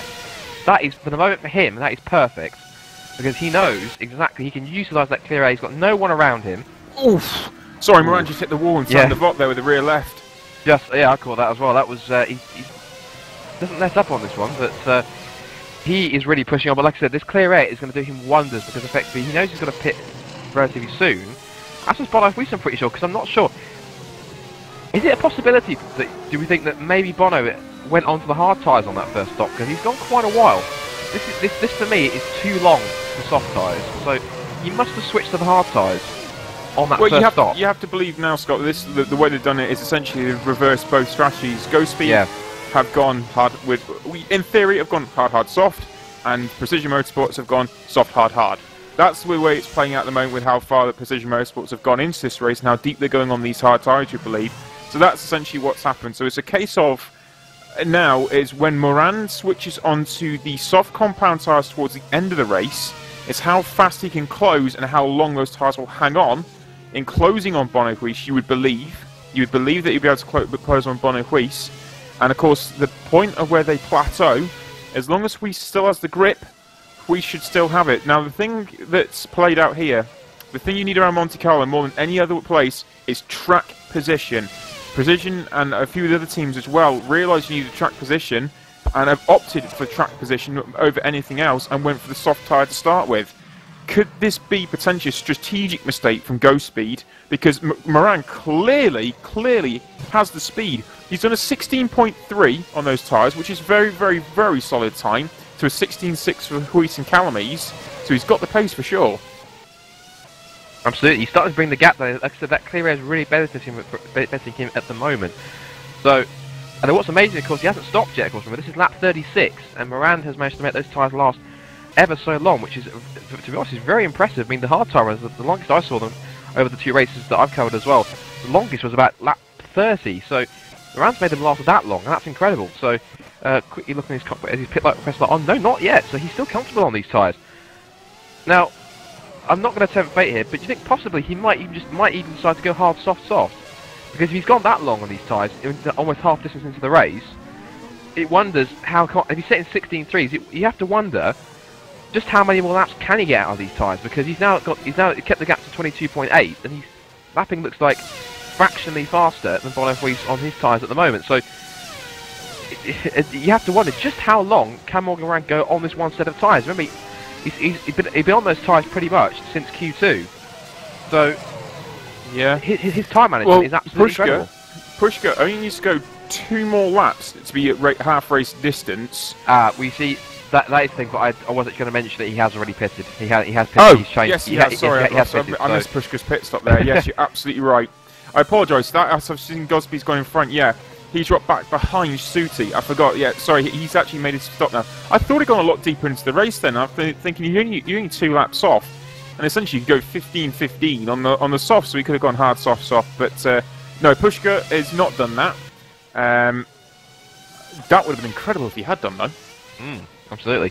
Just looking at the front, and the gap between first and second just slightly coming down, and I don't know if that was due to some traffic, because I'm seeing that In front of Ivar Calmes in the distance is Christy Young on the Rem GP car. The gap's still 11 seconds, but Moran really is charging. He's now got the gap down to a 22.5 seconds by the end of the second sector. How much more has he brought it down by across the line? It's still 22.5, so he's taking bits here and there from the gap in front. So he's definitely showing that despite these tyres, we said, being 37, 38 laps old, they're still doing the business, and that's good enough to lap on tyres which effectively lap against tyres which Bono Ruiz is carrying in his car, which are younger. So which ultimately says that, yes, Bono Ruiz is quick, but Morgan Moran is setting an unbelievable pace on tyres that have lasted that long. Oh, apparently Moran has pitted. If he has pitted, we missed that one. Yeah, I was going to say, Moran has already pitted, yeah. He, I think it was a moment you thought Kuis went in the wall, in fact. It was that was when Moran made his stop. That's why I got confused with Philip Pushka then. Yes, Moran has made his stop, so he's 22 seconds behind Bono Ruiz, and Calmes is 10 seconds in front of Morgan Moran. But yeah, he made his stop at the moment that I think recently went in the fence. So he's made his stop and is on the hard tyre. So in theory, like I said, this is how it will play out, is that he's gone hard, hard, soft, and the Precision boys have gone soft, hard, hard. So like I said, 22 seconds behind, but Ruiz is getting on to quite old tyres now, where Moran's are fairly new, and he's trucking along nicely at a 16.3 as his fastest lap. Ruiz actually improved on his fastest lap to a 16.4. Overall lap time of a 15.5 for Yannick Lapchin, so he's having some soft tyres further back down the field, whereas Yannick Lapchin at the moment, he's in 10th position for Pescara. And Rasmus Tally in the Twister Racing. We forgot that the second Twister Racing car is still out there, but it is. Unfortunately, Nielsen had his moment, but his teammate Rasmus Tally is in 11th, and he's going along nicely. A solid enough race pace, and he's behind Yannick Lapchin. Zuhaitz Carbo is in 9th place with Patrick Witt in 8th. Pushka is in 7th place with Zoltan Schuti, having a great race in 6th position.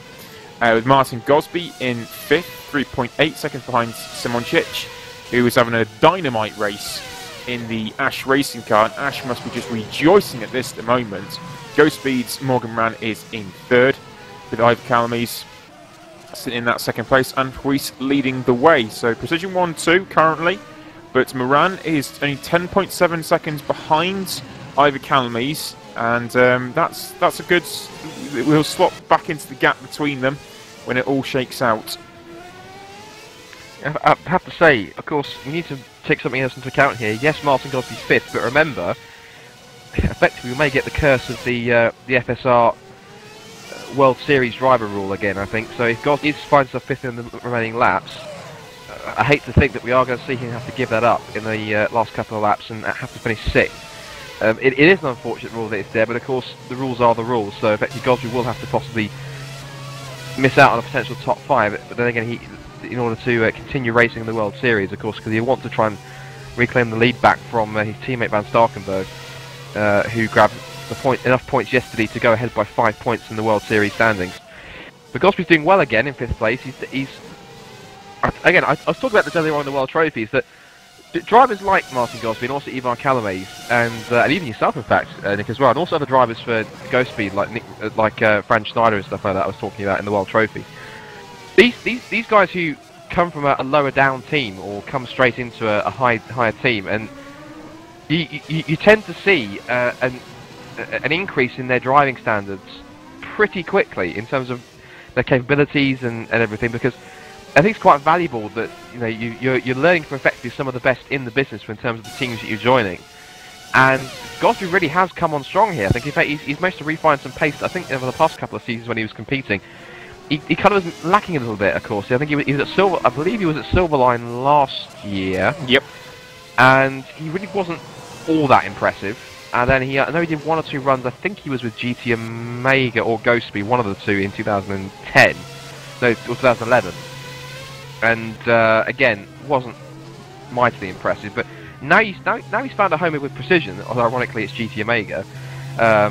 It's all about these drivers. As soon as they go to team and they find a home. I think also another driver that seems to have found a home is Patrick DeWitt, because he's been with quite a few teams in the past couple of years. I mean, he was with he was with Monaco last year, and the year before that he was with Faster Speed. And to be fair, his seasons weren't he weren't the greatest. But the Faster Speed series season in 2011 was one you could pretty much forget, and it wasn't really too much better with Monaco last year. Now he's with Netrex, where they've been in for quite a while. They took a break a couple of years ago and then came back last year. Netrex seems to have really found something, and now Patrick DeWitt's here. He's not only utilising experience, but he's kind of found like some renewed vigour as well, and he's really showing some kind of his old class again as a driver. And he really is not only showing that even though he's rather experienced, he's one of the, I guess you could say, the older drivers and the more experienced drivers in the field. He hasn't lost any of his speed. In fact, like I say, he's regained it. So he's doing very well indeed, and he's trying to close on Philip Pushka. He's got about a 8-second gap to try and reel in. He's just behind Moises Rondon on the Jasco Spain PSR car, which he'll be able to lap in a second. But yeah, Patrick DeWitt just steadily going on. He loves this place, and hopefully, if any of the 7 guys in front make any sort of mistakes, he'll be there to capitalise on it.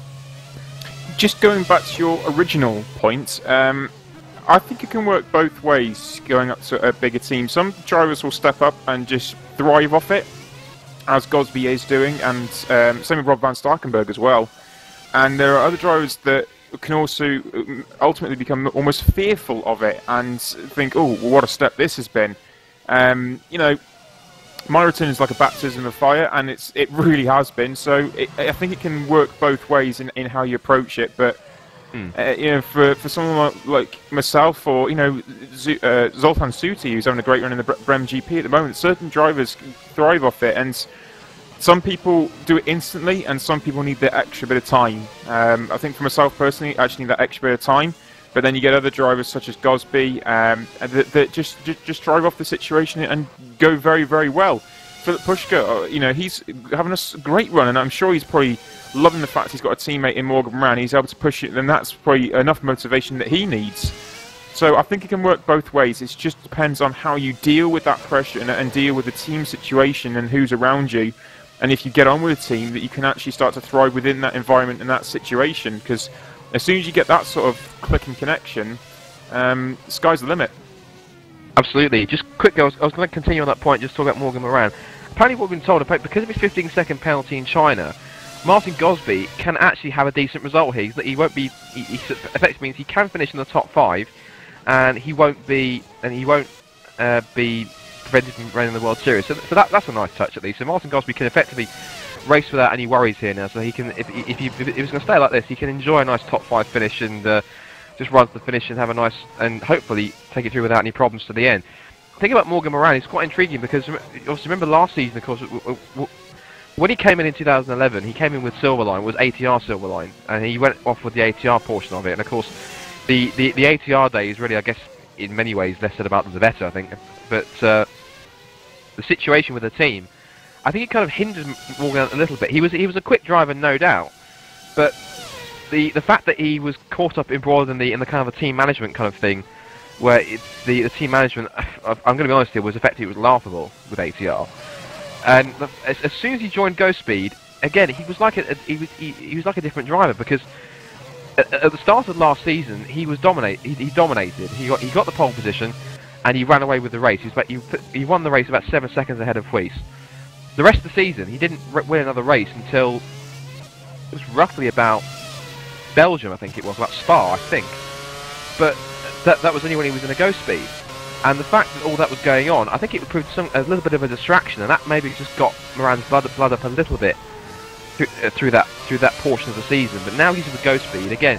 He's another driver that seems to have properly settled in here. He likes his home at Go Speed, and he's got a proper opportunity to properly show how quick he can go, and he does have the pace to be as fast as, if not faster, on occasions than Huis, and that's fantastic. Because I think also Huis appreciates that as well, because I think I'd like to think he enjoys the fact that there's a driver out there that's pretty much as quick as him, in some cases quicker, because it gives Huis something to aim for and someone to actually battle rather than dominating all the time. Because, you know, winning all the time, but initially I think in some cases it's pretty good because you're successful and you enjoy it. But then I think there are some drivers who they win enough times where they start to get bored and they lose the interest and the excitement because there's no challenge. But now Moran stepped in, and he's now really upped his game thanks to joining Go Speed mid-season last year and throughout this season. I think now Huis is again, Moran's forcing Huis to push himself to another level, and Moran really is taking advantage of that and really truly showing what he's about. And I think that's fantastic not only for both each other, but it's fantastic for the championship as well, because it looks as though for this season we are going to have another championship battle between these two rather than Huis running away with it, and that's just fantastic. Rumours and rumblings around the paddock as well that we may see the return of the infamous Lee Morris as well, so that's going to be something Indeed. for Bono Huis and Morgan Moran to think about at some point in the future as well, because if he returns, we've all seen what type of driver he is, and he's a quick driver. He's not always got the best temperament, but you can't fault the ability. But we are on lap 46 here in the streets of Monte-Carlo, former SimRacing's race in 2013 around the gorgeous Principality. Bono Huis leading the way, 10.8 seconds in front of his teammate Ivor Calamise in second place. Morgan Moran is in third place, 11 seconds behind Ivor Calamise. Martin Gosby is in fourth position. He's just gone up because I think Suti's just made a stop. He has indeed. So Martin Gosby is in fourth position. He's 11.3 seconds behind Morgan Moran. Zoltan Suti is in fifth position, 4.6 seconds in front of Simoncic for AS Racing, with Pushka for Ghost Speed in 7th place. Patrick de Wit is in 8th position for Crown 7 Netrex Racing. Zuhaitz Cabo is in 9th for Just Go Spain PSR Racing, which there's got to be one of their strongest runs at the moment for them.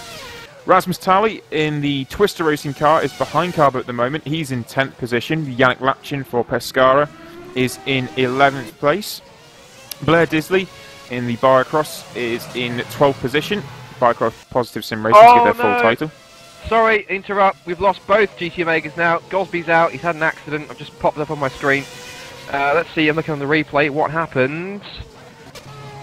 Was it the swimming pool section? Oh, yes, it was. I think he turned a little too early into the first part, slammed the outside wall, and that's torn off his rear wing and pretty much both right side tyres. So we've lost both GT Omega cars, and that is quite a shame because now that jumps a few more cars up. But yeah. Gosby was hoping for a decent result, obviously, of course, and he was able to get one after his penalty, but it's kind of been a weekend to forget for him in Monaco now, not making it past turn 1, and then on course for a top 5 in the World Championship, and that happens. Martin has been very quick around this place, so I'm bitterly disappointed and gutted for him because he's been having a great time of it around Monaco. He's enjoyed the lap speed he's found around this place, so I'm gutted for him. In the GT Omega, crossing this said Ghost Speed then, GT Omega. But yeah, and so that now leaves the 2 position cars out in front of Huis and Calamise. So it's Huis from Calamise and then Morgan Moran in 3rd position in his Ghost Speed, got that right. And it's Suti that is in 4th in the Brem GP. What a run he's having in the Brem GP car, Zoltan Suti. Who's that just up behind him there? That is Chris de Jong, so I believe that, yeah, he's lapped him. So Zoltan Suti is in 4th place.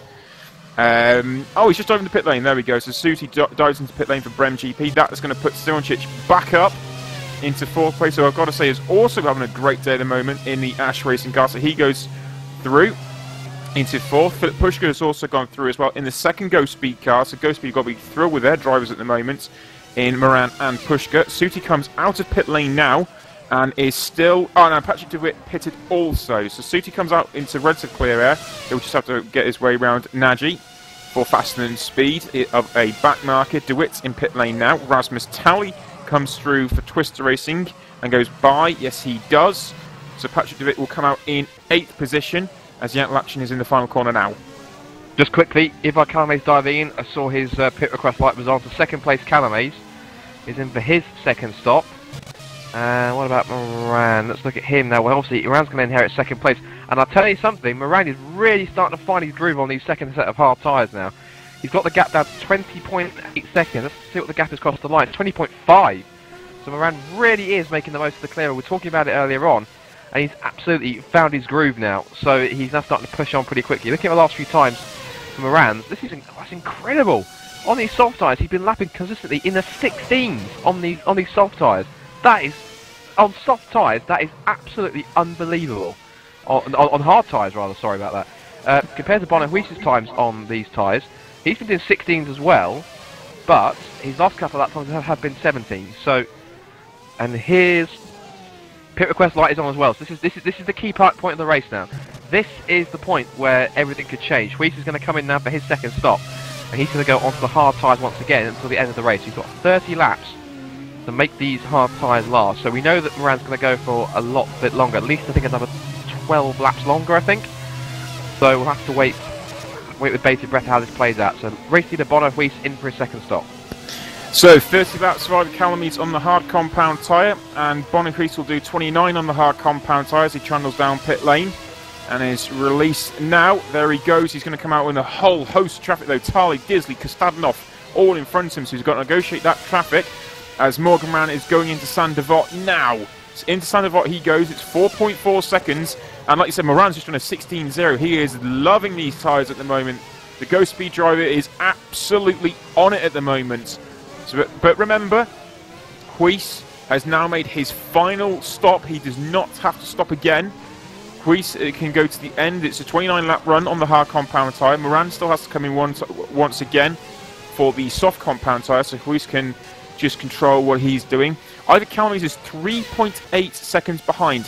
He has made his stop, and he will start to close Moran, but Moran's got very, very good pace at the moment.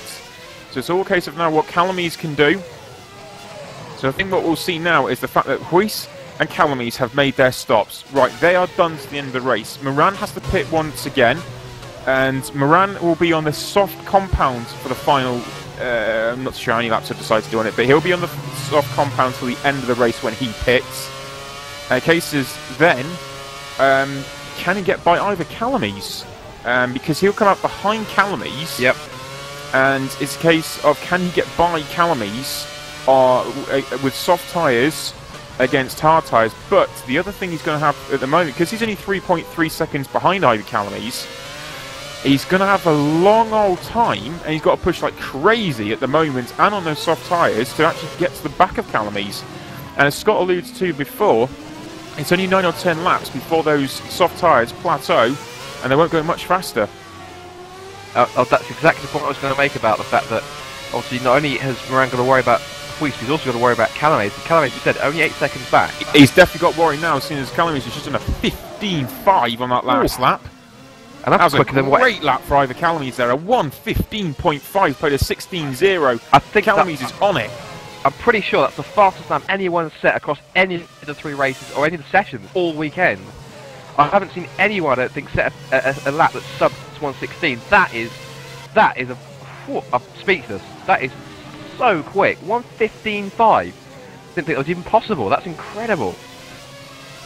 It's a good lap time. Kostanov's done the fastest lap, which is a 53 on this softer compound. I believe he's done that on that, but that's the hard compound there for Calamees that he's done that on. So great job there for Calamees on a 15.5. And a 15.5 for Woodwiss also. Who's is quicker though? It's Calamees has actually done the faster 15.5, but both the precision cars have lapped pretty much identically out of pit lane. That is superb from both drivers. And now it's a case of Morgan Moran. It's up to you to make the difference, because he's got to push like crazy on tyres that are degrading pretty fast to make that to make it up. But at the moment, this particular strategy for the Ghost Speed driver is not working out. Now when he pits, let me just check back to fourth. That's 25 seconds. Okay, so he's got the gap this time between Moran and Simonchich. So he'll come out to clear air, but it's just a case of when he decides to pit and how fast he can get up to the Calamees, because Calamees has closed on him a hell of a lot. It's 2 seconds the gap between them. So this is going to be how this all plays out. So Randy's definitely trying to push on here. His last lap time was a 16.1. And what's amazing is that these guys, Woodwiss and Calamees, they're setting lap times on the with heavier fuel loads on harder compound tyres that are quicker than what they managed in Q2 with low fuel on soft tyres. Just think, they're probably on a different setup. No, well, not even that, but just to think about that. They're on soft compound tyres with low fuel, and they set like low 16s. Now they're on the harder compound tyres, fresh ones at least, with a few laps more fuel in them, quite a few more, considerable few more laps more fuel, and they're setting lap times about at least half a second quicker. I mean, that is just incredible. It just shows just how much natural pace is in both Woodwiss and Calamees. Also, Morgan Moran has it too, but of course his tyres have gone for quite a while and he still has to fit those soft compound tyres. And I would think that he's going to be on those tyres for roughly about another 8 laps or so, before, at least 7 or 8 laps before he makes his trip to bolt the softs on. But of course then it's all about how much he can utilise this clean air he has right now to try and minimise the time lost to Woodwiss in front, and also the time lost to Callaway's behind him. So Moran really knows that these next kind of 8 or so laps are crucial. He does, and the Ghost Speed driver is pushing as hard as he possibly can on those tyres at the moment. And Moran, he's going to start feeling the heat soon, because in his mirrors he will be able to see Ivor Calamees closing in on him in the Precision Motorsports car.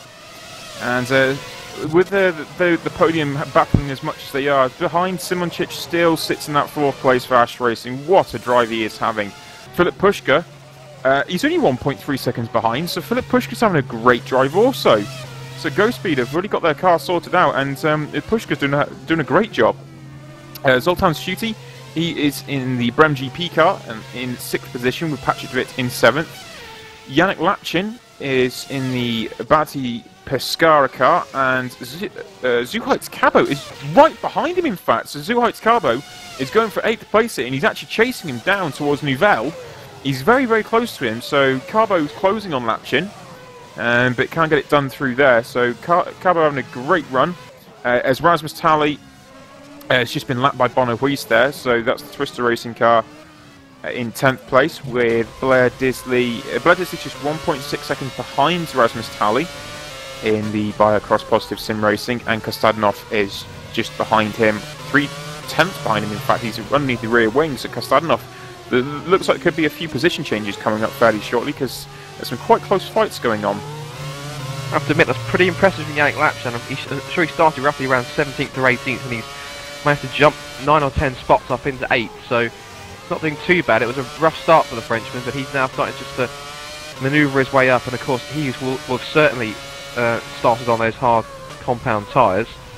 And of course these two, Lachin and Cabo, have got to watch out, because race leader Bono Huis is right on their tail, so they're going to have to move out of the way for a moment. But of course, and Lachin, of course, is then going to have is going to be the one that's compromised the most, because not only is he going to try and keep Cabo at bay, he's going to leave enough space to allow Huis through without too much compromise. So yeah, Carbo actually just missed time that completely. He wanted to let Huis go, but Huis wasn't close enough, and he's lost time to Lachin because of it.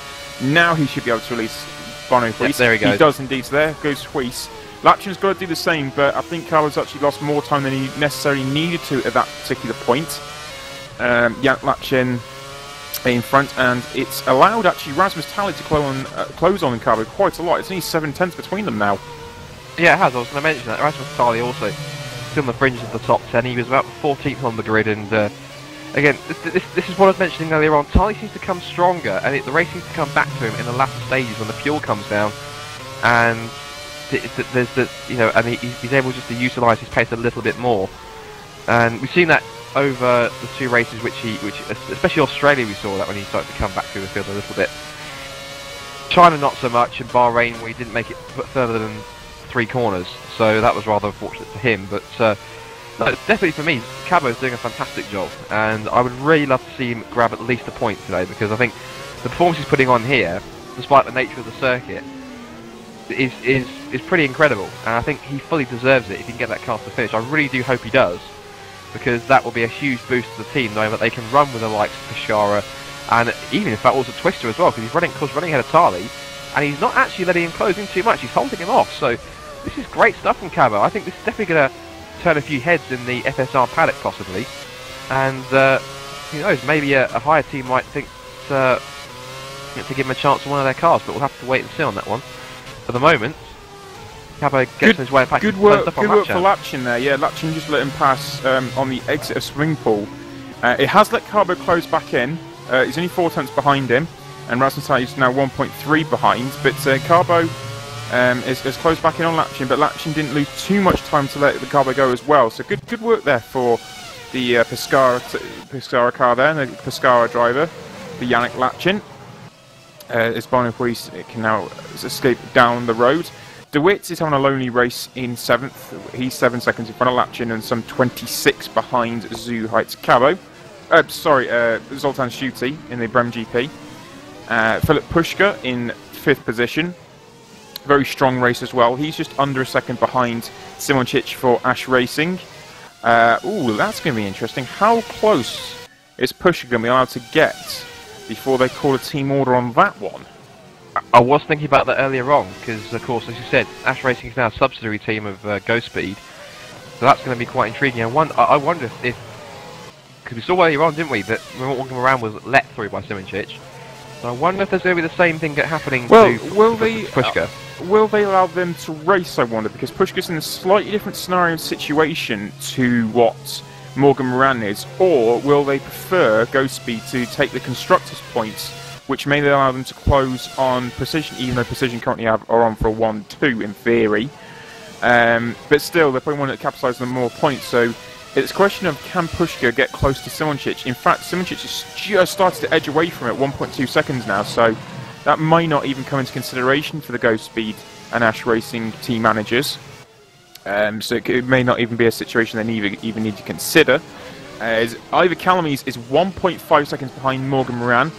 Morgan Moran needs to make his final stop yet, which will put him onto the soft compound of tyres, currently on the hards, as are the 2 precision cars of Woodwiss, the race leader, 5.8 seconds in front of Morgan Moran, and Ivor Calamies, who is 1.5 seconds behind Morgan Moran. So all these front 3 drivers are on the hard tyre, but Morgan Moran has to make one more stop, and that will be for the mandatory tyre swap, which will require him to go onto the soft tyre. We wait with anticipation then, as Camo continues on in 9th, and they filter their way through the second part of swimming pool chicane, and Sweets carries on, and just interesting enough, what's quite interesting is that Moran hasn't closed in on the 3 cars he wants to start. He hasn't closed in on them too much. In fact, we're looking at the lap times of Vitali and Cabo and Lapshan. Let's look at the lap times for Vitali, who's the next car up the road. Now, Vitali's lap times are they're pretty good in fact. He's running pretty mid to high 16s. Now, comparing that to Moran's pace in the past couple of laps, if I take a look at it, his pace in the past couple of laps, I can scroll it down here, his have been faster. In the last 5 or 6 laps, he's run pretty much times within 0.2 of a second of each other. So he is just slowly reeling in these 3 lap cars here, but just not maybe not the rate that he'd like to. And also he's got Calames to think about behind him, as Calames gets a big twitch on the exit of the station hairpin. I've lost him a few car lengths, but yeah, Moran just starting to slowly bring them back towards him. But of course he's going to have to think about getting past all 3 of them, and worry about Calames behind him, and make sure he doesn't lose track position before he makes that second stop. That second stop, which we believe pit request light isn't on yet, but I'm pretty sure he'll be making that, the plan at least, in the next, I'd say at least the next 2 laps, in my opinion. Yep, you would have thought that due to the nature of the way the tyres work around Monte-Carlo, it would be the next 2 to 3 laps, but that might work just for him as well, because he'll catch traffic at that point. Although Rasmus Tali had a bit of a moment through Raskas, so he's actually got quite close to him. Woodwiss has obviously got past those 3 drivers of Tali and Carbo and Lapchin, so he's passed those 3 drivers in particular, and has that clear air, which is working nicely for him. So Moran is starting to cruise up to the back of that Twister Racing car, but obviously needs to make his stop. Calamies is still holding station about 1.4 seconds behind Morgan Moran, has not made any sort of further impression at this moment in time. That may change depending on how close Moran gets to Tali and when he makes his stop. But at the moment, things have just settled into this current rhythm on lap 60 of 78. Yeah, but that's the thing that obviously happens. You know, everyone starts to just kind of make sure they can get their car to the end. And I think, to be fair, the attrition rate's been the best out so far. The best out of all the 3 races we've had over the weekend. We've only had 6 retirements, so we've still got. Well, no, maybe not, because I think we had 17 cars finish the thing, and that was a bigger grid. So that was 26. We had 17 cars finish the race. So, effectively, yes. If you look at numbers compared to how many retired compared to how many started the race and how many still running, the attrition rate for the World Championship has actually been the best so far. So it's not been too bad. Moran should set his fastest lap of the race then as well, 15.9. So as that fuel load comes down, he's now dipped himself into the 15s on those hard tyres. And no pit request light yet, so he's definitely still comfortable on them. If he can still set 15 15.9s on tyres that are that old, then he might be coming in for maybe the next few laps. But of course, he's now got Tarly in front of him to deal with, who I'm pretty sure he wants to try and manoeuvre out of the way relatively quickly, because he knows that Calamays.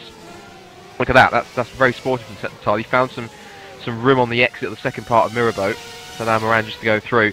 Now he's got to deal with the fight for 8th that's going on between Latshan and Cabo in front of him.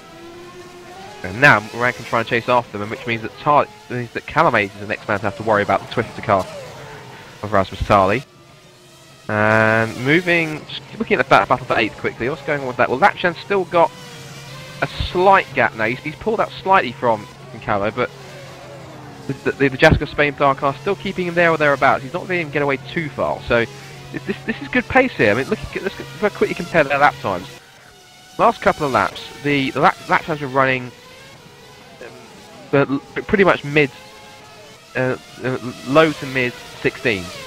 Now, if you looking at that with Cabo's pace, look at that on my screen, and Cabo's pace he's been pretty much matching him in the past couple of laps. He's been doing kind of more mid to late 16, so he's got the same pace as Latshan. So this is pretty impressive here. And Latshan, in fact, I learned this the other day, obviously in the preview. Latshan is actually a previous winner here at Monaco. I think it was 2008 he won the Monaco Grand Prix here in FSR. So to keeping that kind of range behind someone who's won this race before in the past, that's pretty impressive from Suhats Cabo. He's having a fantastic run so far. As I said before, I really do hope he goes the distance and makes the flag here, because this will be, as I said, a huge boost to him and the team going forward.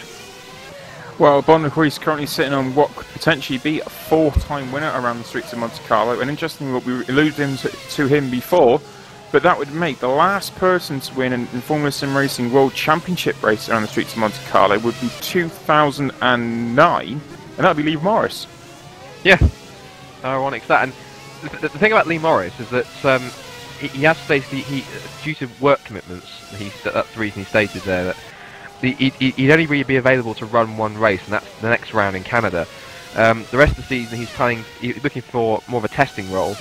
I'm not sure if he's potentially... Just on that point though, believe me, if Lee could do the full season, he would. It's only because of work that he can't. Yeah, absolutely. Of course, Nick, you've raced against him in various different other leagues. I've been his teammate for 4 years. Absolutely. So you go. So you know full well exactly what Lee's capable of. Of course, he's done a lot of races here in FSR and other leagues. I may as well mention them, leagues like GPWC and the SRZ Italian F1 league as well. And on his day, when everything comes together, he is blindingly quick, and he has got the pace. He has even won. In fact, I do believe, if I'm correct, those 3 leagues I mentioned, FSR, GPWC, and SRZ, he has won at Monaco at least once in all 3. And that is incredible, because he always loves to win Monaco. He says, I've said it before, if I can only win one race every year, it has to be Monaco, because it's the race that he feels he does the best, and it's the one he loves the most.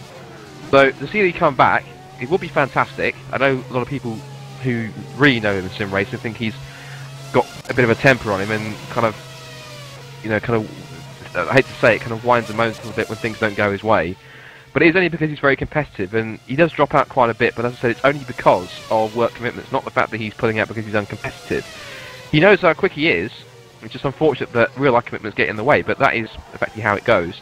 But personally, I'd love to see how he gets on against Miranda and Huis, because it would be really great. And Miranda, Huis and Morris have had some fantastic duels in other leagues, especially there was a great one in the Italian SRZ F1 league. I'm pretty sure you might be aware of this one in Brazil last year, which is an epic battle between those two. It was it ended up on the last lap. I think it was Huis pulled off a fantastic double dummy into the Ferradura, the very fast uphill right-hander at Interlagos, and he managed to pass Morris around up the inside, which is an incredible pass and stunning finish. So those two love racing against each other, and I'm pretty sure that Huis and Miranda, of course, because I know that those two have come quite good chums recently.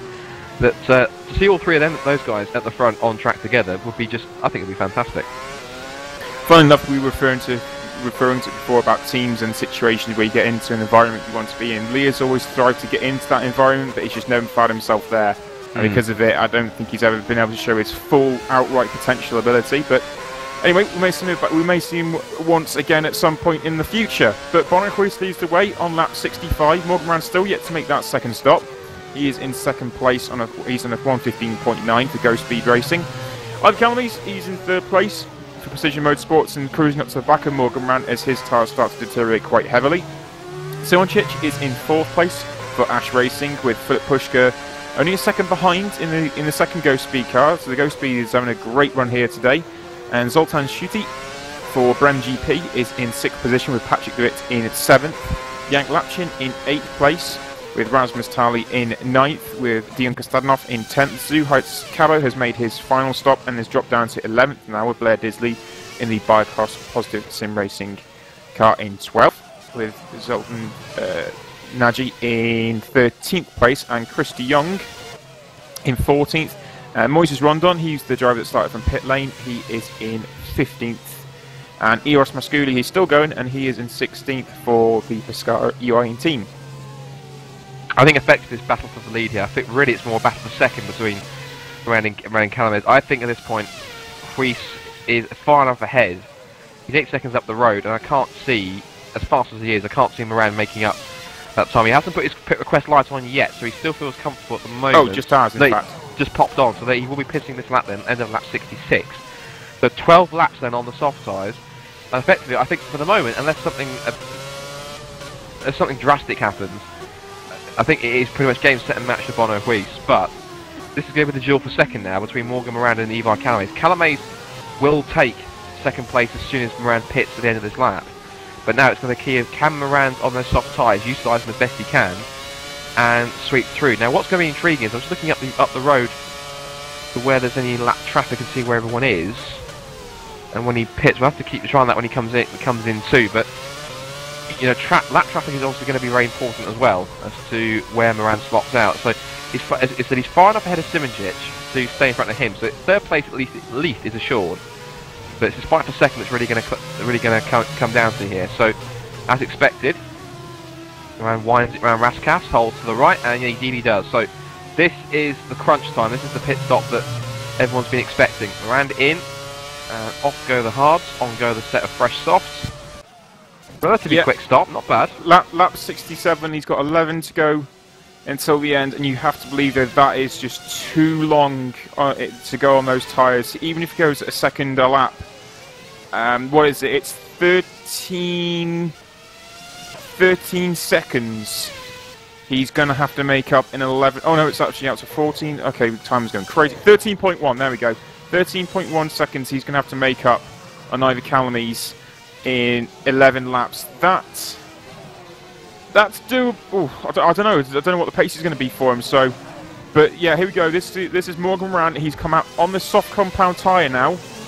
He's probably had some adjustments, and on the soft compound tyre, now Morgan Moran will run all the way to the end of the race and put in probably the qualifying laps. 11 qualifying laps. I'm sure this is going to be for Morgan Moran. Of course, qualifying laps means you're taking a lot more risks, so... Oh, he really is. He threw it through Nouvelle. That was incredible, the speed he took through Nouvelle there. He really is fine. He's on it. He knows exactly what's at stake. And look at the speed he took through there as well. And he's taken a huge chunk of time out of Calames in front. The gap's already down to 21.6. Yeah, it's down to 12. That's 12.1. It's 11.8. Yeah, that gap's coming down. That's only a few corners, so Morgan Moran on it. That's 12 seconds in 10 laps that Morgan Moran is going to have to absolutely gun it.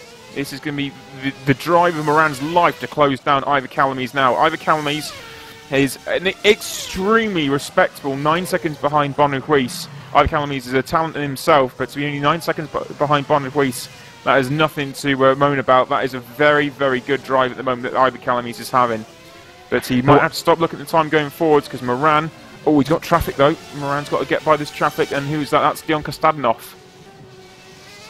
It took another half second out in that first sector. That's Kostadinov. But remember also, Calames has traffic in front of him if he catches up to it in the shape of the ongoing battle for 8th and 9th between Cabo. Now, what's happened to Cabo? Because Cabo's dropped a couple of spots. Did he pitted again? Yeah, he made his final stop. Okay, right, he's pitted again. That's the reason why then. So, and Moran has now dispatched Kostadinov in the meantime, so he's now got through him pretty quickly. What's the gap now in the second sector?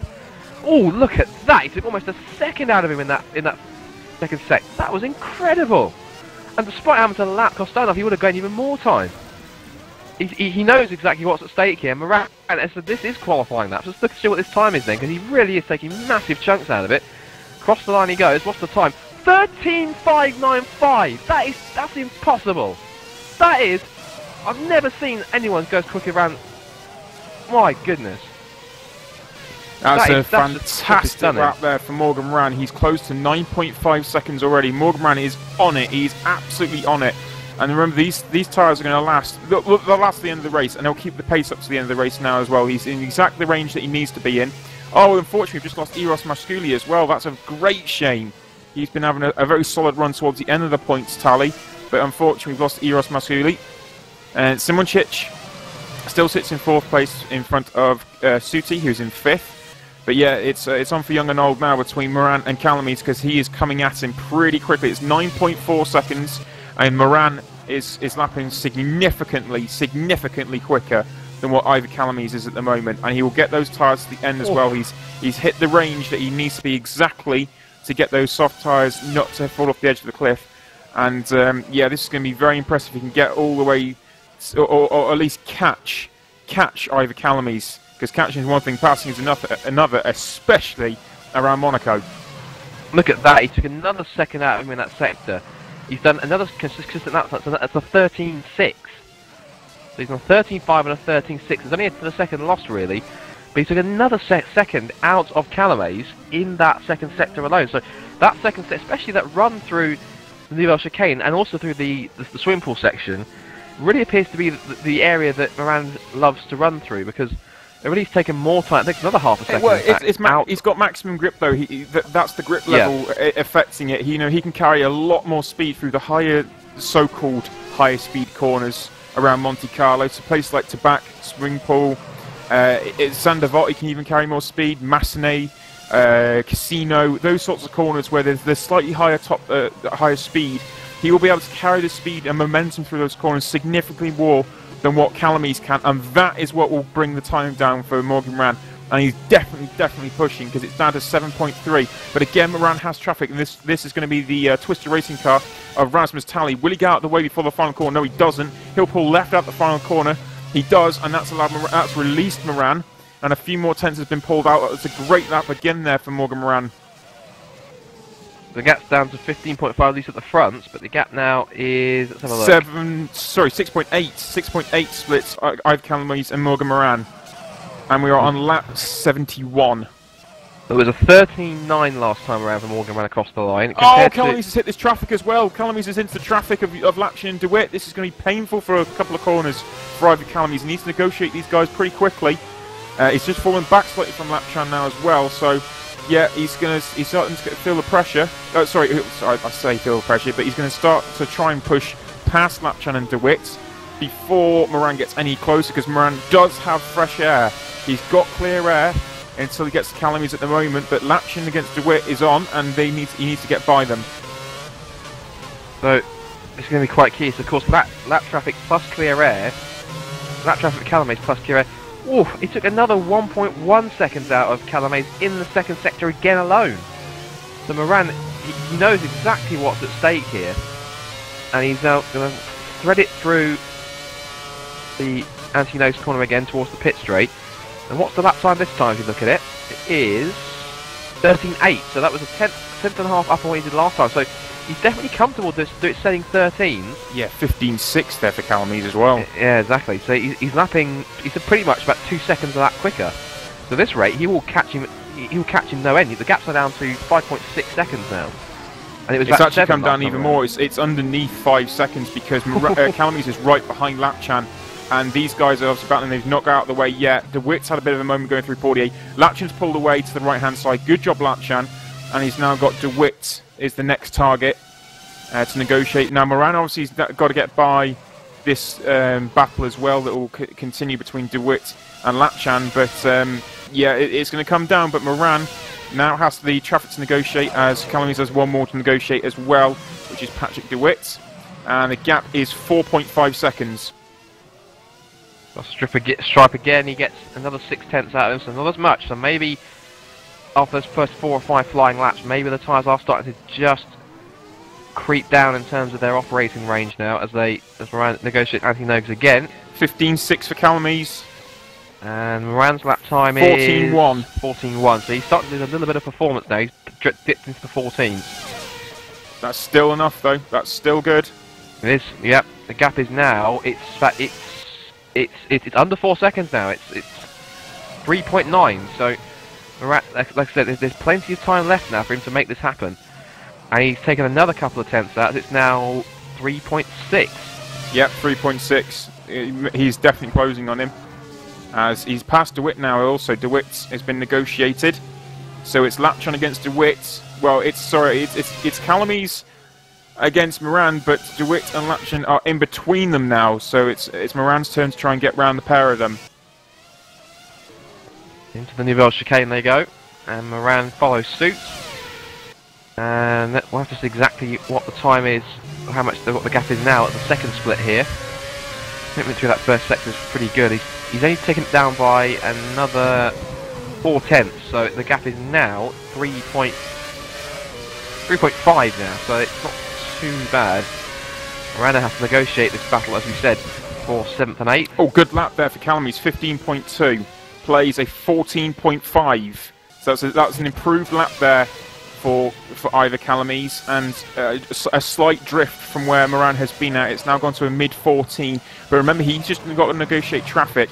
He's got past one of them already, and that was Yannick Lapchon. He's by, and now he's got to get past Patrick DeWitt.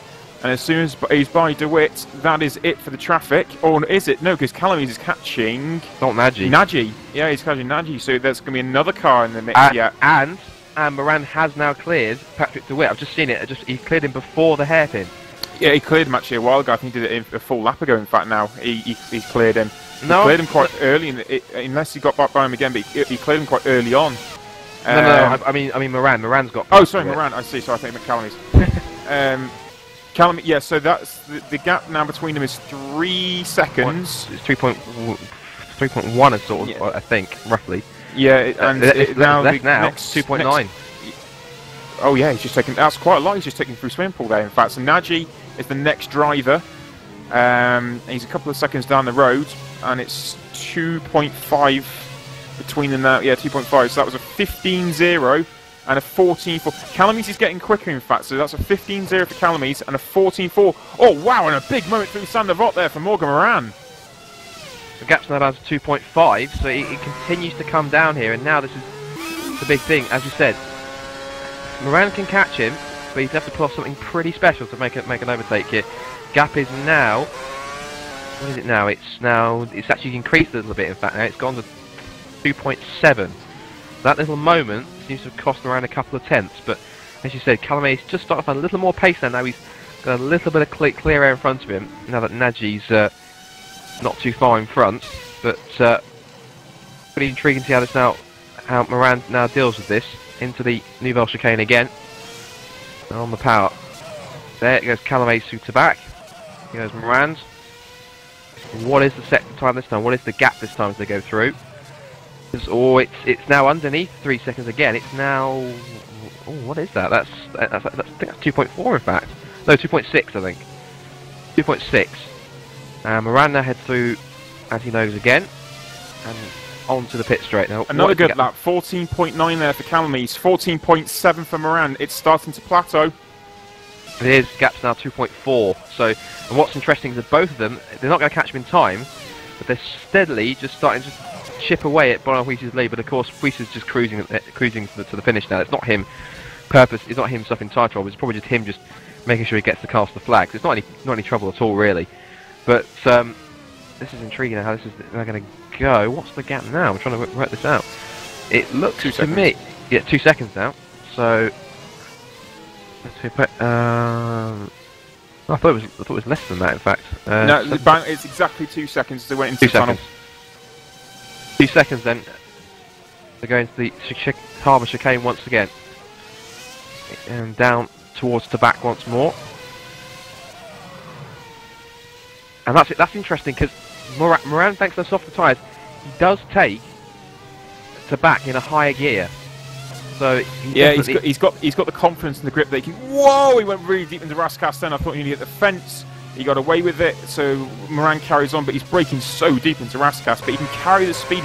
can carry the momentum. It's great driving. It was a 15.1, plays a 14.1. That was a nice handy improvement there for Morgan Moran. The gap's 1.3. So that late lunge into Raskas worked a treat because Calamy's, like I said, 15.1 to 14.1 for Moran. He's getting closer. He is definitely getting closer. And we're on lap 77. This is tantalising for Morgan Moran. So tantalisingly close. You can see him. You can see the gearbox of Calamy's right now, but he knows he's got pretty much a lap and a half to go now to make it happen. So if he does get onto the gearbox of Calamy's, he knows it's. I think it's going to be a deal or die desperation move, like we can't saw in Bahrain on the last lap. But we had some brilliant finishes, and that's what's been fantastic with this season so far. Is that we haven't really had a race, well, apart from China, where we were prevented it because of the FSR World Series rules with the World Series drivers. But Australia and Bahrain, we had fantastic and very dramatic last lap finishes go through, and the gap is now it's 1.3. So unless Moran can find something extraordinary, I think this possibly means his efforts unfortunately may come to nothing as Woodwiss starts his final lap. He does indeed, and what's incredible is on to his final lap. It's a 14.8, plays a 14.5 for Calamy's and Morgan Moran, and the gap is underneath a second on the final lap of the race around the streets of Monte-Carlo. And Morgan Moran has done an outstanding job to close that gap down. And now it is on between Moran and Calamy's on this final lap. He's closed once again. He's carrying that speed through the fast corners. He knows he can. He's got the grip. And he's into the midsection now. It's all about, can Calamy's defend, or does he need to defend, in fact? And out in front, Woodwiss is controlling it, a 5.1 second lead over Ivor Calamy's. Again, Calamy's has done a superb job to keep that close to Weiss. I think Weiss has probably backed it down because he was out at about 8 seconds, so he's backed it down a little bit. As Moran has closed in again. Again, Calamy's has got good clean drive off the corner.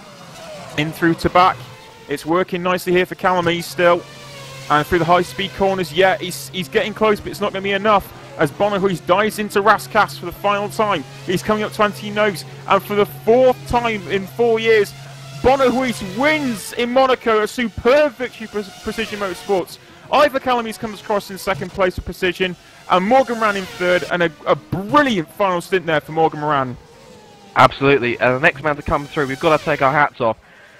After such a disastrous start to the season, lasting just 6 laps after he dropped it into the wall on the back of it. First of all, congratulations to Woodwiss. A lot of people didn't rate him for a 4th win. They said it couldn't be done, but he's proved the critics wrong. Fantastic job from Morgan Moran to close in that much, but so unfortunate, but a great drive. But what about Jurne Simoncic? He didn't last 6 laps, didn't make it off the grid in Bahrain. He rolled it in China, and what a way to come back from all of that. 4th place, and he's rightfully delighted with that.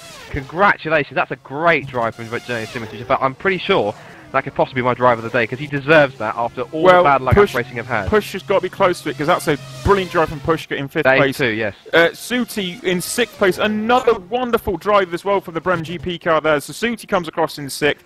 Patrick Witt was 7th, Rasmus Tally was 8th, Jan Lach in 9th, Dionka Stadnov 10th, Zuat Cabo in 11th place, Blair Disley in 12th, Nagy in 13th, Moises Rondon in 14th, Chris de Jong in 15th, and the retirements were Mashuli, Gosby, Keithley, Van der Linden, Lapalla, Nilsson, and Giuseppe Marconi.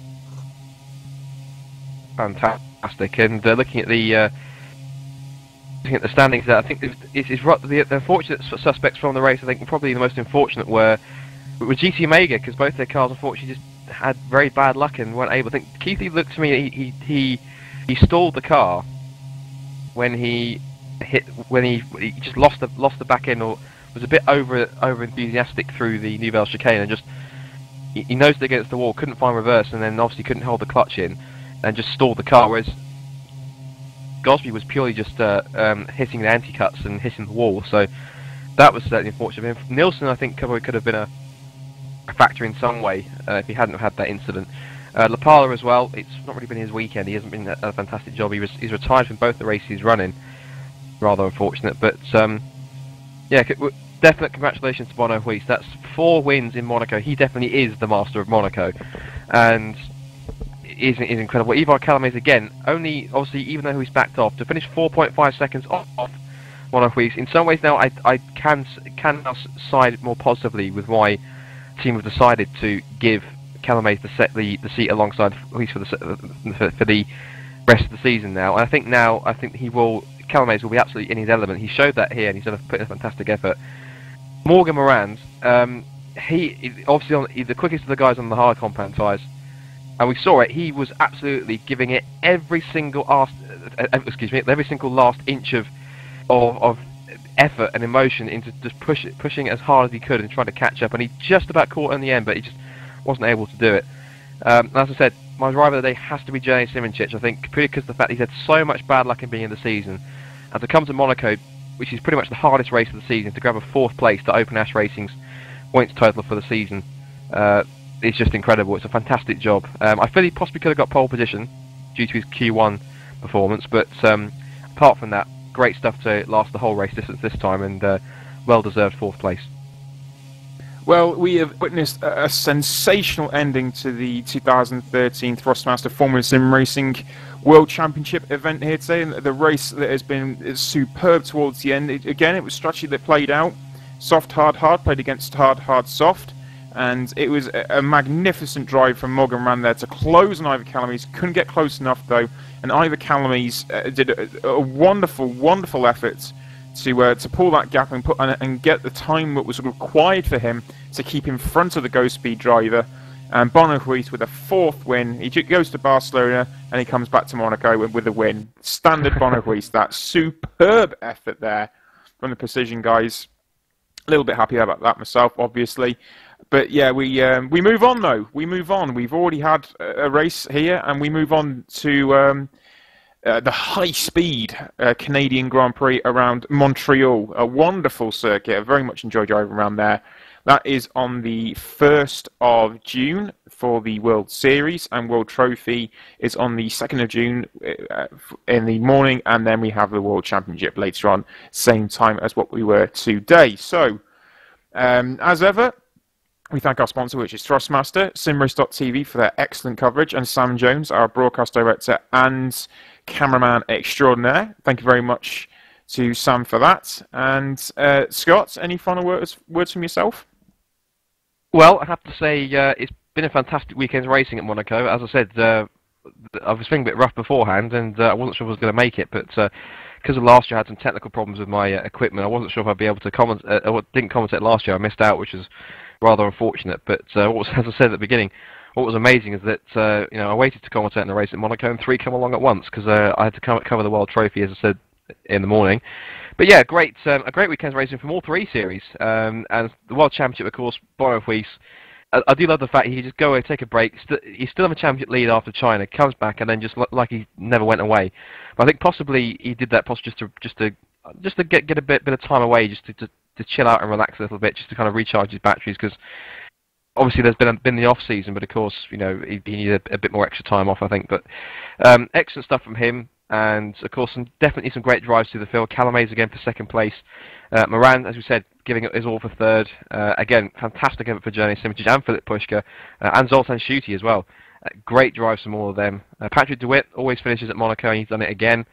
And the rest of the guys finishing the points was great. And I think Zoex Cabo, very disappointing, very unlucky, should I say, for him to miss out on a point as well. He definitely deserved that after his efforts today. But who knows? It's going to be a really great, exciting wait for a couple of weeks until we get to Canada. It's a great circuit. It's a fantastic facility, and it's, as you said, it's all about high speeds and big braking zones and lots of medium and slow speed chicanes. So it's all going to be about brakes, and if it's about brakes, then of course we had some brake failures last year. Of course, the big one was Morgan Moran in the last couple of laps. He had his brakes failed completely, and he missed out on a fantastic top 3 finish. So hopefully that won't happen to him next time. But as you said, circus moves on, and I'm looking forward to it already. Absolutely, and I've actually just had a note from Jack Keithley. When he hit the fence, he put the clutch in, but the engine still died on him, so that was the reason for his retirement. So there we go. Hopefully we get a little bit more news coming and filtering through throughout the forums. Remember to check out the forums, obviously simracing.net for the website. And we will see you in 2 weeks' time for the Canadian Grand Prix. From myself, Nick Rowland, and the team here, thank you very much, and have a good evening.